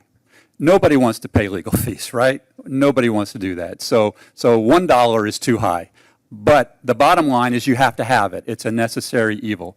What's our rate? Our rate for our legal fees is probably one of the lowest in all of Florida as well. I believe it's $175 an hour. You put that up against almost any good attorney, and you're probably double that. So I think the rate is good. The question is there too much legal activity going on? And that was one of the things that when I first became mayor, it was very clear that I felt there was too much legal activity going on. And I worked with a number of residents and resolved a number of legal issues and put them to bed without further legal activity. So it is something that is a concern, but it's something that we're getting, I think we're doing as well as we can, and we're continuing to work on it. Garate. My turn? Our legal department is exorbitant. It is, yes, an hourly rate is very inexpensive. I'll hire that attorney in 5 seconds. But let me tell you something. If you look up the amount of money we spend on attorney's fees and just the way the attorneys are handling the town, now I am going to say, since we have turned, and I think I had something to do with that because I attend every single code hearing there is, I think we stopped persecuting every single complaint to the end of time and went towards let's make this problem stop before we throw the residents to the wolves in a court hearing. So our legal fees, yes, they have to be controlled. We lost a lawsuit to Pembroke Pines. Why did we go down that rabbit hole? Because our town attorney said, let's go down that rabbit hole. I think if we can start letting the departments work individually, like code enforcement. Code enforcement cannot move a finger until they speak to our town attorney. Do they need to consult with an attorney? Absolutely. Everybody should. But not guide every department, and I've seen it as proof that that's how this town runs. So yes, we can improve incredibly on that. Anyone else? Candidate Albritton, last comment? Thank you. I'll be very brief. The reason that we have these legal fees, $175 an hour, and you heard my opponent say that he'd hire him in a heartbeat. The reason we have these fees is because we have people that think they can do anything they want to do at any time. And that's not the way it is. We have to have an attorney that will tell these people, you need to do the right thing. If you did the right thing, if you didn't have any violations, we wouldn't need an attorney. But our people constantly, we have a group that no matter what, seem to think that the rules don't apply to them. And that hurts. That hurts. And that's where the legal fees come in, because this town will not put up with that. Thank you. Candidate Garate, do you have a rebuttal? Yes, I do. So there's a couple cases right now, and I'm not going to mention what they are because it's pending litigation, that for months, emails, 30, 40 emails have been sent out. Can we come to a solution? Can we come to a conclusion? Can we figure this out? Luckily, it's not me, because I wouldn't stand for that. I went through that, but I won't stand for it. I won't let another resident go through that ever again. So if we don't have a rein on our town attorney, if you read the town charter directs everything back to the town attorney, every single thing. So we have to have some separation so that code can do what code does, the councilmen can do what councilmen do. Some of the councilmen that are sitting on the existing council now use that as a weapon. The town attorney should not be a weapon. Whether he's an ace in the courtroom or not, it has to be a position that's neutral. And in this town, it is not. You can just Google all of the court cases for the past 24 years, and you will see a shocking number. So we can have a major improvement in that. It'll change our lifestyle. A retort, Mr. Albritton? Anything? No, thank you. Okay. Candidate Parrish? Yes, I don't think $175 an hour is excessive. But I also know that no county attorney can sue anybody without the support of the town council, because that's who he or she works for. Candidate Bright Cruz? So we've heard a lot about this lawsuit that we had with Pembroke Pines. I just want to say one thing, and this was done in a shade session. It is recorded. You can listen to it. When that came up, there were 4 individuals that wanted to go ahead and sue Pembroke Pines. There was one individual, myself, that fought that and did not believe that was the right thing to do. And if I had prevailed, we never would have gotten into that whole lawsuit. We never would have paid that $675,000. It never would have happened. And so that all would have not happened. So it's that judgment that I help bring to the council, that wisdom that can help us avoid those types of issues in the future. Thank you. Well, we've been talking about expenditures in legal sense. Let's talk about this one. Your fellow residents have submitted questions regarding initiatives or programs and what exactly their tax monies will be used for. Explain your goals and how you plan to monitor how much is expended to accomplish them. And this question will be 2 minutes for David. All right. Repeat the question again? Yes, your fellow town residents have submitted questions regarding initiatives or programs. They want to know exactly what their tax monies will be used for. What are your goals, and how do you plan to monitor how much is expended to accomplish those goals or initiatives? Well, the first thing is monitoring the expenditures. That's something that I pay close attention to, and that's how we were able to bring you a 3.900 millage rate by keeping the town expenses low. Now, for your initiatives and programs, we got all these things cost money, whether it's an event at the barn, whether it's something in the Sunshine Ranches Equestrian Park. All those cost money to put on. The horse show costs town money. And, we have limited resources for it, and to keep an eye on it is the reason that we have such a low tax rate. Anyone else? Candidate Garate. So if I'm understanding this correctly, how would I talk about or discuss or keep in line expenditures? In the automotive industry, every line is checked and double checked because it's profit. It's a business. So when I first started getting involved, I would sit in the council meetings and I would see a resolution in the amount of $290,000 for an engineer or an architect. And yes, these things all have a price tag. But let me ask you guys a question. Why can't we use somebody local? Why can't we look at somebody? We have a lot of professionals in this town. Why do we have to go to and I understand that there's legalities to everything, right? I understand that you have to follow and do RFPs, you have to do procedures. But we can trim the fat off of many things because we are a rural community. We don't have to have the absolute most expensive architect to design a park, a building in a park. I've seen outrageous invoices. So trimming the fat would be my answer of how we can watch those expenses. Candidate Parrish. Yes. First of all, none of my goals take money. It's going to take a lot of time on volunteers and a lot of energy, but it won't cost more money. If I were mayor, I would have two things happen, and every governor I've ever worked for do this. If you put a proposal on the agenda, you autograph it. If you're a council member, the mayor, your idea, you autograph it.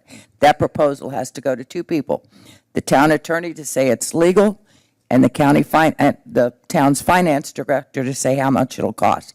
That isn't being done now. Right now, everybody says 3.9 mils, lowest tax rate, all that.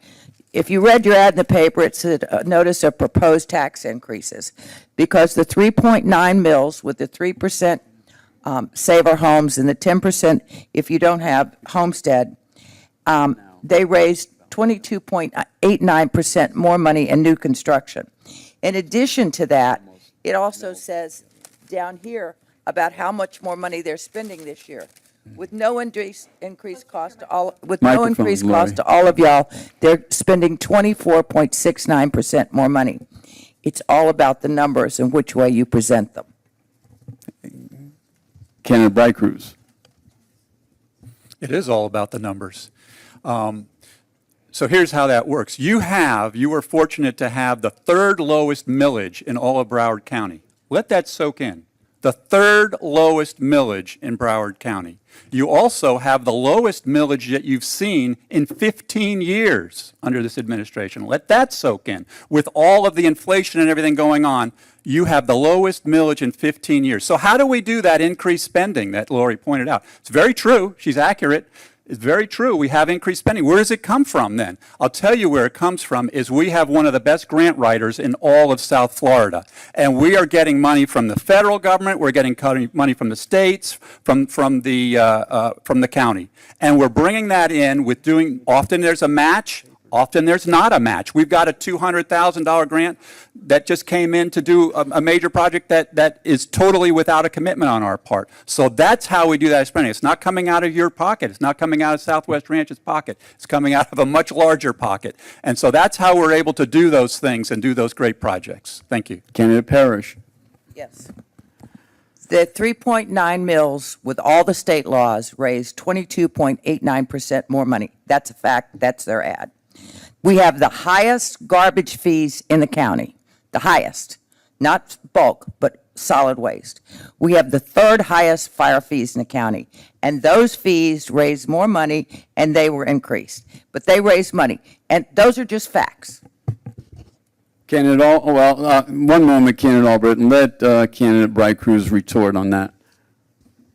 Once again, those numbers are accurate. However, it's important to realize what those numbers are. We made a decision many, many years ago really right when the town was first formed, that we did not want to subsidize or mix. We wanted you to know how much fire was going to cost. We wanted you to know how much the waste was. We didn't want to hide that. We didn't want to mix it with anything else. So they're broken out. Most other municipalities mix it up and you can't tell what it is. So that's why they're broken out.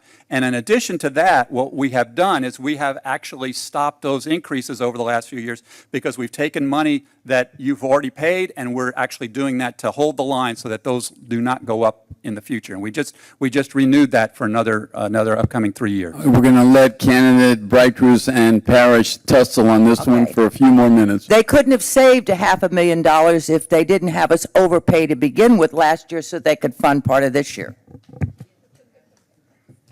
Candidate Bright Cruz?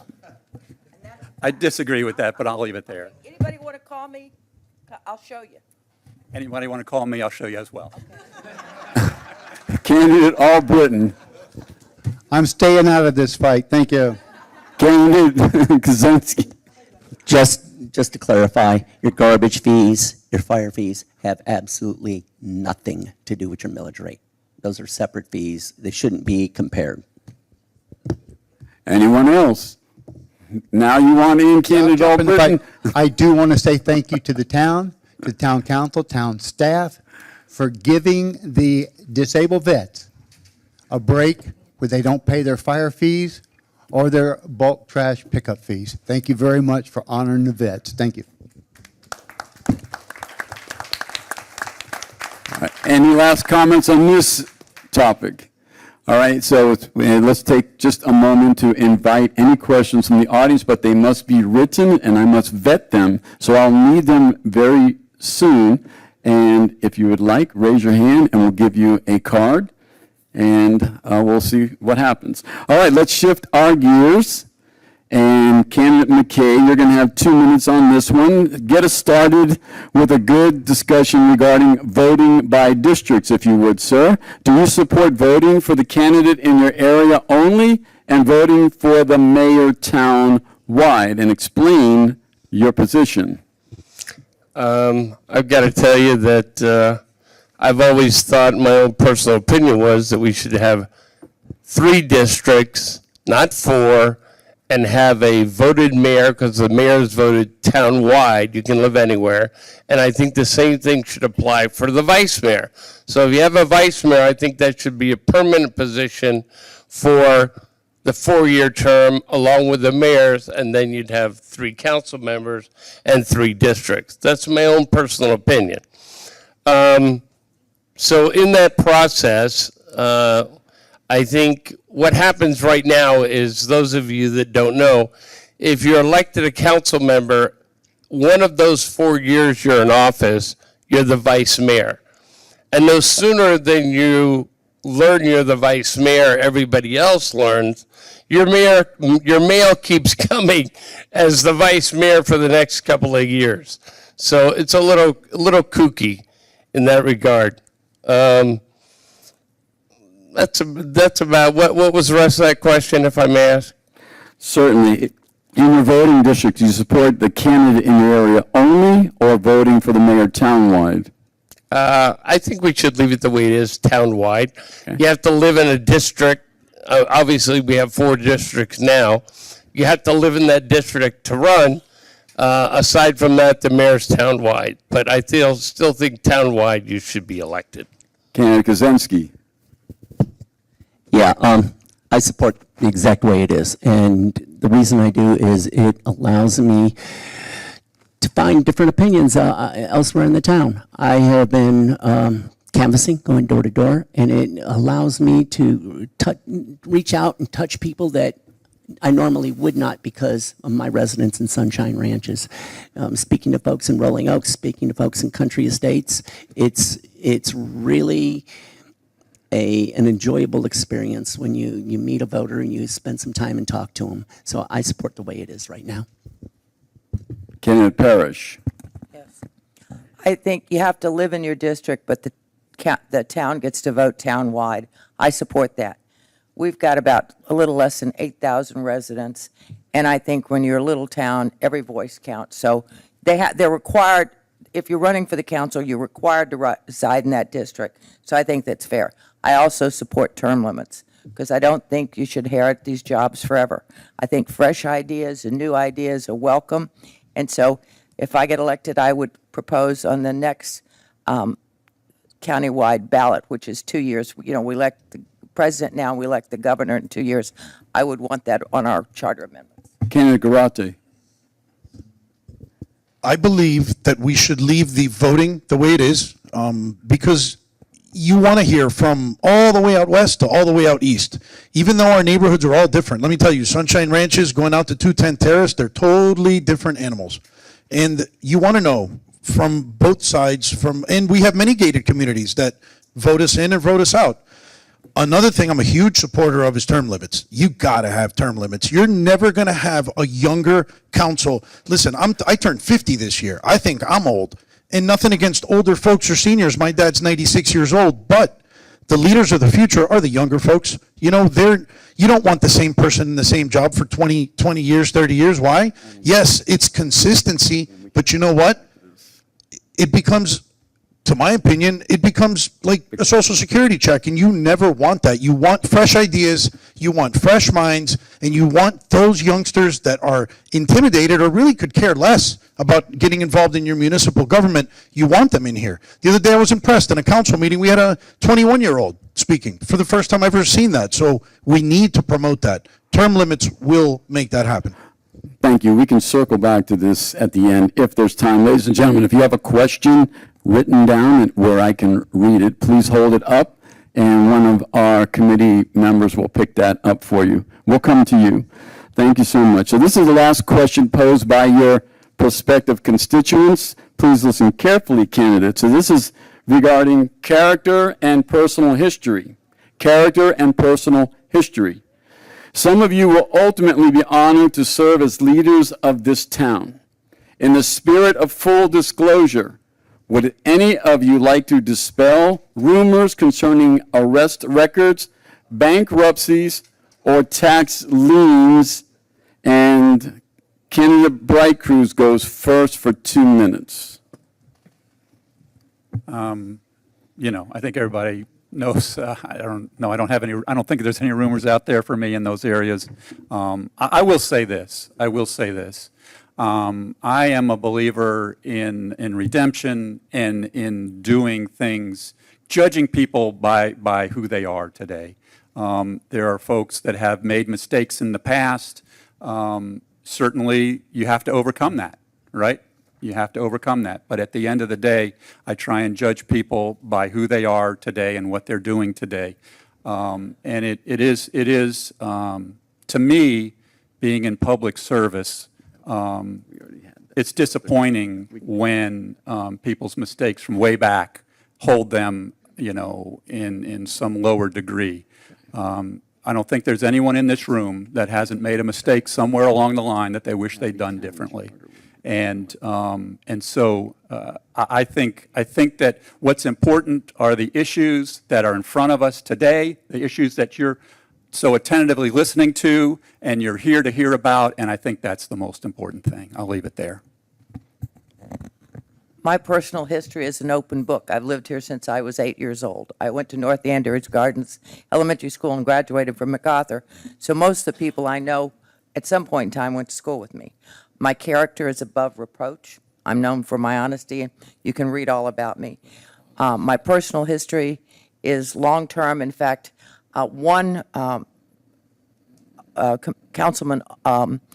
Jablonski wanted us to put our credit history and arrest records. And so I filed mine.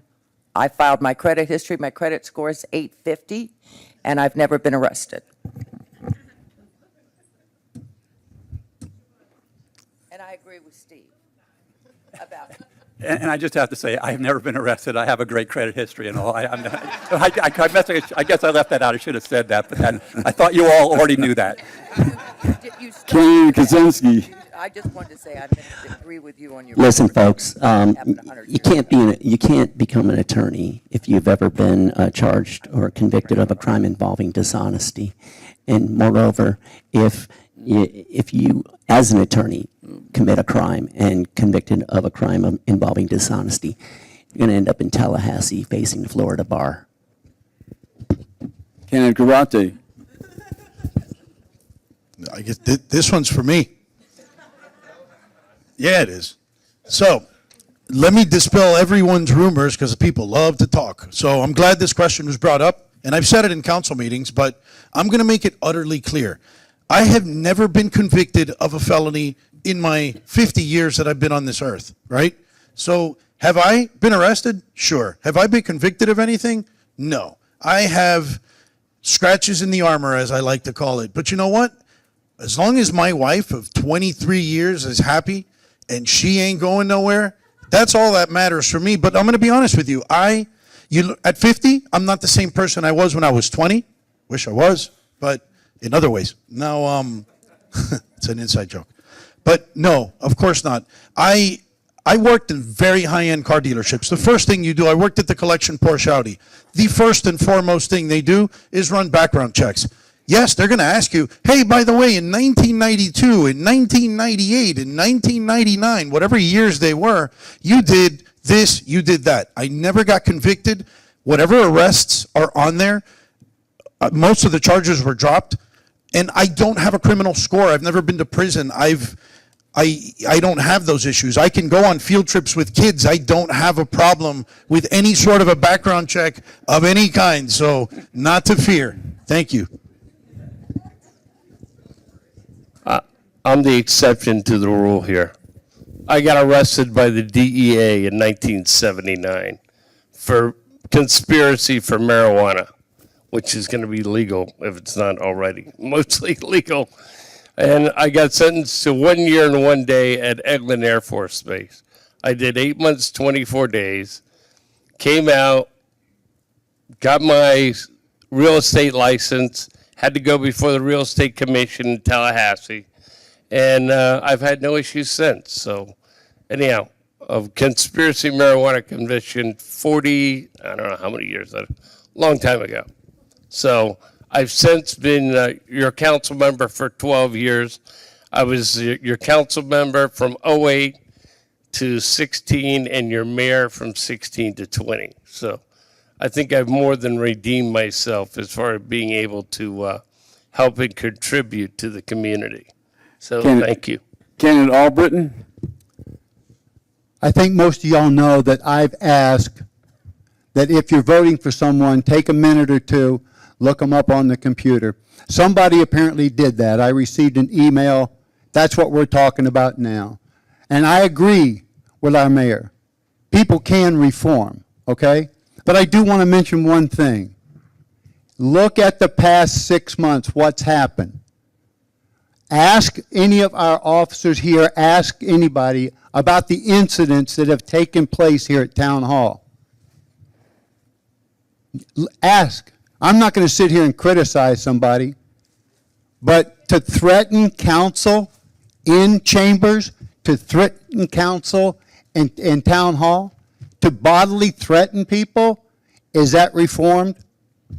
I just ask you, you know? I ask. Think about it. Thank you. In my opening statement, I did invoke my right to interject when I think this is going to go south. So in a slight allusion by that last statement, is there anybody that would like to clean it up, explain it out quietly and calmly? Candidate Garate. Calmly. So you don't have to go back 6 months. You can go back probably 12 to 18 months. Town council meetings are very heated. Have I been the center of some of those? Absolutely. I come to every single town council meeting. If there was a town council meeting every day, I would come to it because that's how vested I am in the community that I live in. So you are going to have disagreements. You are going to have sometimes a shouting match or two. But you know what? There's been no fist fights. There's been no threats. That metal detector is there because some people's egos get hurt. You know, they think that, yes, we did have something with the Middle Eastern thing going on for a little while, so that was a different story. But to sit up here and say, you know, we have threats to councilmen, come on, we're grown adults here. We gotta have, isn't this the Everglades? I don't, if somebody was threatened, wouldn't they have made a police report? Wouldn't they have called and said, hey, I feel that I'm threatened? No such thing has happened. And, you know, we're way beyond that. I mean, and if you don't have a discussion in a town hall meeting where it's a little heated, I don't think you're doing your job right. I think everyone should get questioned with respect, but let's not blow things out of proportion. So that's what I got on that. Hopefully that was peaceful. That was amazing. Thank you. Real quick, there were incident reports. If you want to look them up, just ask. There are written incident reports. Let's take a few questions from the audience, and if there are any statements that you'd like to circle back to, I'll give you an extra 30 seconds in your closing statements, but we want to end at 9, and this one's important. Regarding repaving of our roadways, who would like to discuss that? Steve? Yeah, I appreciate that question. When we were formed as a town, we did not have a program. You know, Broward County just said, here's the roads, you guys take it from here. And for a number of years, about 5 or 6 years, we did not pave a road. And this was just a huge liability that was accumulating for the town. And so before I was on the council, I was on the Drainage and Infrastructure Committee, and I came up with a plan that has eventually became called TISDOR, which is an annual repavement program which is designed to repave all our roads every 30 years, and a road lasts about 30 years. So this program is never going to end, but it's constantly repaving our roads. So that's one of the big things that I was able to accomplish and start it on a board, continue it as a council member, and each year, and bear this in mind, that in that 3.9 millage, the third lowest in the county, it includes the repaving of your roads. So not only is the millage low, but there's new services and new things that are being provided for it. It's pretty incredible. And so now we're in a situation where the roads are going to be, you know, your road, if your road is in sad shape, I know mine is about due, there's a plan, and you can give me a call, actually, and I'll let you know what year it's going to be put in, it's going to be repaved. It's critical because otherwise it just becomes a huge liability for the town. So I'm proud of the fact that I was able to contribute that, and I'm proud every year when it's funded and it continues to go forward. Thank you. Ms. Parrish? Yes. I believe your roads are paid with the gas tax that you pay. It's the Road and Bridge Fund that they get. The county collects it, and then they disperse it to all the towns and cities throughout Broward. In fact, they get additional 5% above what the county would actually have to pay them and do them. So I think if you look at your paving, it's with the gas tax money.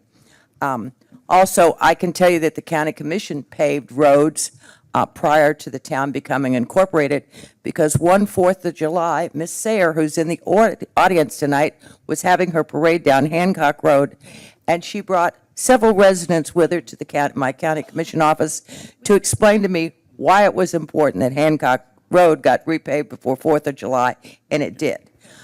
In addition to that, the potholes on private streets, they send a letter, the town sends a letter to the residents. And I believe that those potholes, the town should take some responsibility, because the residents on a private road pay gas taxes just like those of us who live on a town road. And that gas tax money, if you look at a pro rata share, you should look, should their holes be fixed? Thank you. Candidate Bright Cruz was disagreeing. Do you have a comment? Yeah, just the gas tax basically goes to the maintenance. It actually goes to the potholes. It does not go to the repaving program.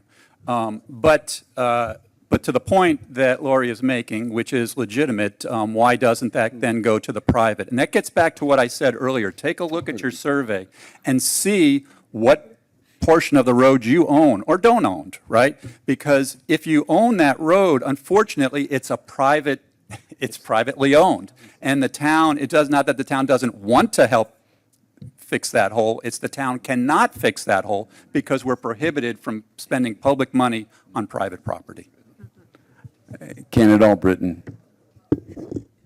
Real quick, I don't think most of y'all understand what a private road is. Like the mayor said, you actually own that road. We have a street down 62nd Street just south of me, recently had it repaved. The town couldn't help. We helped with the contractor, we couldn't help with the cost. They came up with the cost. Now they want to turn that over to the town.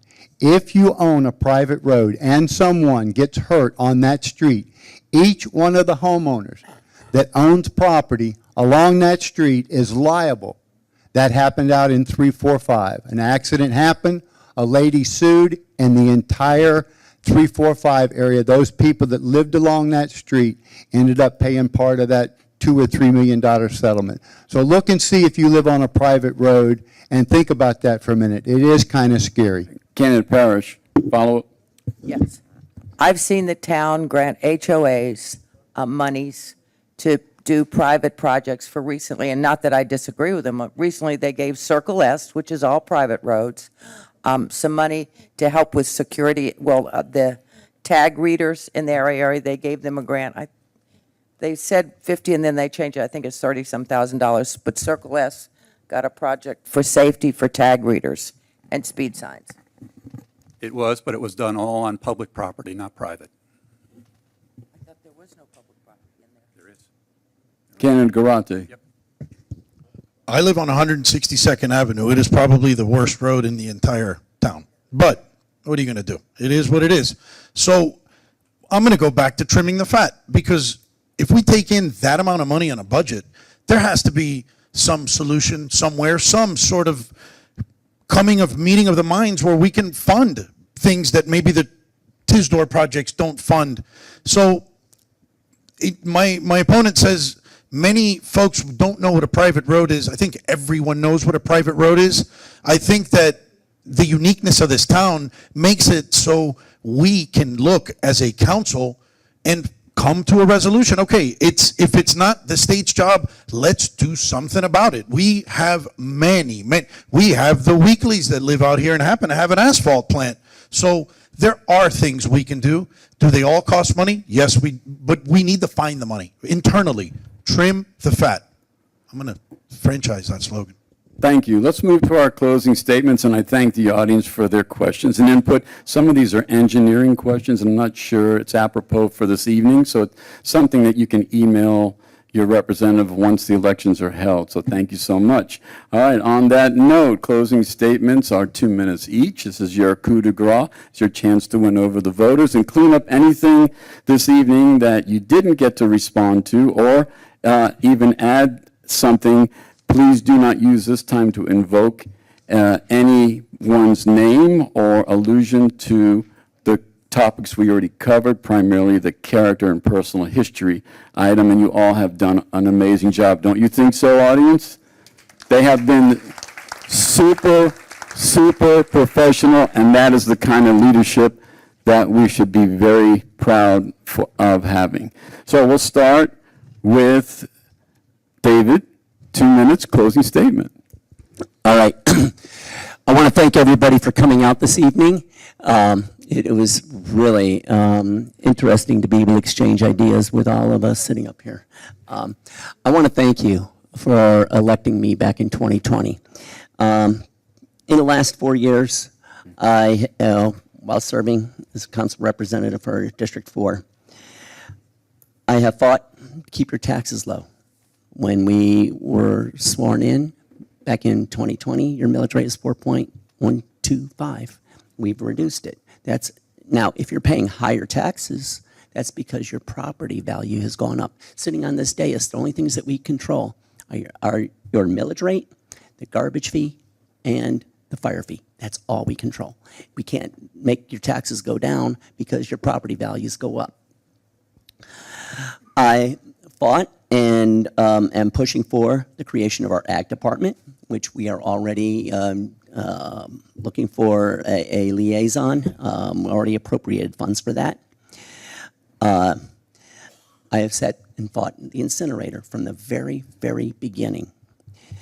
And one of the issues I have fought for is to keep code enforcement at bay with a 5-0 vote that will be required for any new categories of proactive code enforcement. I'm happy with the reactive. I'm happy to put my name on those complaints. If somebody comes up to me and I verify there's a complaint, I'm happy to do that. That's part of the responsibility of sitting up here. I also worked to help create the new land use category. And this new land use category is creating larger lot sizes, as opposed to every other city in Broward County that has made increased density. We've lessened that density. And why do I keep fighting? To keep it rural. Keep it rural, stay out of my life, and let me enjoy the quiet enjoyment of my life. Oh, and then the last thing that I fought for, and we've had some pretty good success with is fighting fireworks. Now, I know youth and some kids like fireworks, but fireworks scare horses. And when I had that call, and when I experienced those fireworks back in December, one of my neighbors, Robin Ditzian, called me because a horse in her barn had injured itself because being scared from the fireworks. That is not what Southwest Ranches is about. We have to protect our horses, and that's one of the reasons that I'm up here. Thank you, Candidate Bright Cruz. Thank you. Thank you all for coming out tonight. I think it says a lot about our town to have this good a group to come out and to hear about the different issues and what's going on. It's been an honor for me to serve as your mayor for the last 4 years. I can't tell you how great an honor that is and how much that means to me. So thank you for that. I think overall, I just want to express to you that from what you've heard tonight, I believe our town is on the right track. We have one of the lowest millage rates in Broward County. We have reserves that are well above what's required. I've been honored to be your lead in working on making sure that the incinerator does not come into our backyard. I've been honored to be able to put together the road plan to repave our roads and to get that going and to make sure that our roads are always up to speed. I've been honored. One of the great things, and they're here this evening, one of the great things that I was able to do in the last 4 years was start up our farmers market. How awesome is our farmers market? If you haven't been out there yet, you need to check it out. It really has brought our community together, and that was something that I was trying to do for years, and it wasn't until I was a mayor that I was able to get that done. So that was an honor. And right now, we're just kicking off our youth programs, youth sports programs. That's another thing that I've been wanting to do, and it's awesome to see that get. So there's a lot of things coming together for our town. And I would be honored to get your vote to be able to continue those programs, to continue to move forward, and to continue to represent you. Thank you for coming out. Thank you. Candidate Albritton. Thank you. I also want to say thank you to the host committee. I want to say thank you to our moderator. Thank you.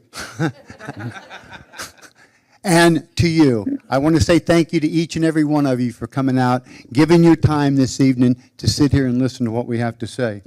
I am very proud of what I've been a part of this past 4 years. A couple of things that haven't been mentioned. We have a new EOC building in the planning, Emergency Operating Center. It'll give our fire department a new place to hang their hat. They won't be in those old trailers, all right? It'll be out there, we're hoping, at Fishing Hole Park, centrally located to help the residents in the west part of Broward, west part of town, all right? We're planning the new bathroom facilities. No more porta-johns when you go to the carnival. I know that's going to hurt a lot of people's feelings, but there'll be no more porta-johns at the carnival. So we're looking forward to that, all right? And I am honest and truly proud to say that I represent the town, as you heard me say before, with the Broward League of Cities, the Broward County Water Advisory Board, and the South Florida Regional Planning Council. I attend all the Homeowners Association meetings and all the Town Advisory Board meetings. I attend 16 meetings a month, and I can guarantee you it's not for that check that makes my Social Security any better. Thank you. Thank you so much. Candidate Garate. All right, my turn. I want to thank everybody in the audience for giving us the opportunity to voice our opinions. It's a pleasure to be living in this town, and you guys are all my neighbors. Whether you like me or dislike me, I could care less. I just want to be able to represent everybody. That's my goal. So in doing so, I want our parks to flourish. We have such a unique lifestyle out here that no other community can have because we have the land. My campaign motto is protecting our agricultural freedoms. If we don't protect our agricultural freedoms in Southwest Ranches, where else are we going to do that? We have the Right to Farm Act. You're able to grow your own food without code violations and many things that are part of living in an agricultural community. So I'm very honored to be able to have the free time, thanks to my wife that's sitting back there in that room, that is the major breadwinner these days, but that's more kudos to her. Now, it allows me to get involved. I go, and it's not a matter of attending meetings. Anybody can show up to a meeting. It's what you do in that meeting, who you meet in the meeting, and what impact you can make on that person in the meeting, and gathering information to be able to bring it back to your town. The Broward League of Cities, I signed up for. I wanted to sign up for every single thing that I could possibly learn from Broward County on a state level to a local level, so I can bring it back and talk about something that'll make an impact to the way we live our lives in the town of Southwest Ranches. So I want to end this on a positive note. I want to end this, this went better than expected. I thought we were going to have standing room only, but we did good.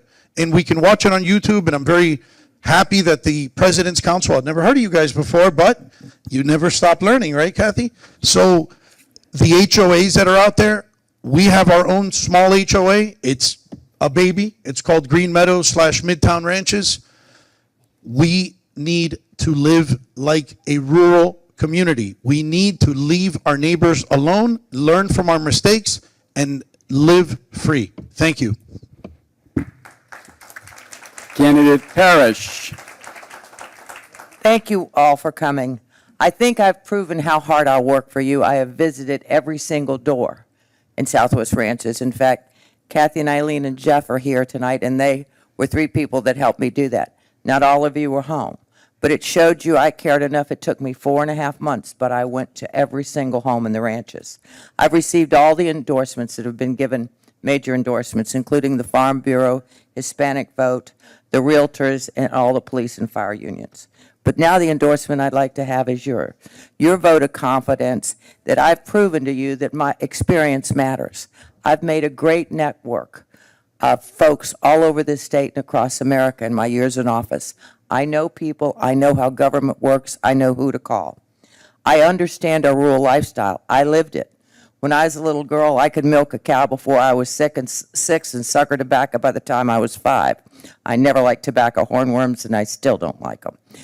But I think Jeff and I keep a semi-rural lifestyle. We have chickens and ducks and turkeys and bees and lots of little critters and flowers and plants.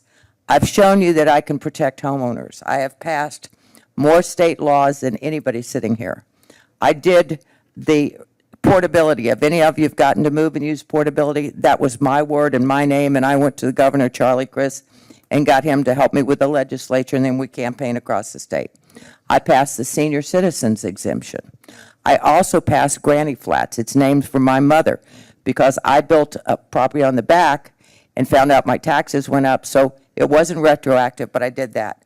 I've shown that I have fiscal experience. The Florida Department of Revenue asked me to teach the finance and budget directors across the state of Florida to teach them taxation, budgeting, and government finance. I've been a taxpayer's champion. In fact, Jeff says I'm not just conservative, I'm ultra-conservative. But if you want somebody to manage your money, get a former single mom who was a bargain shopper, coupon clipper, and she'll find a bargain. Thanks so much for tonight.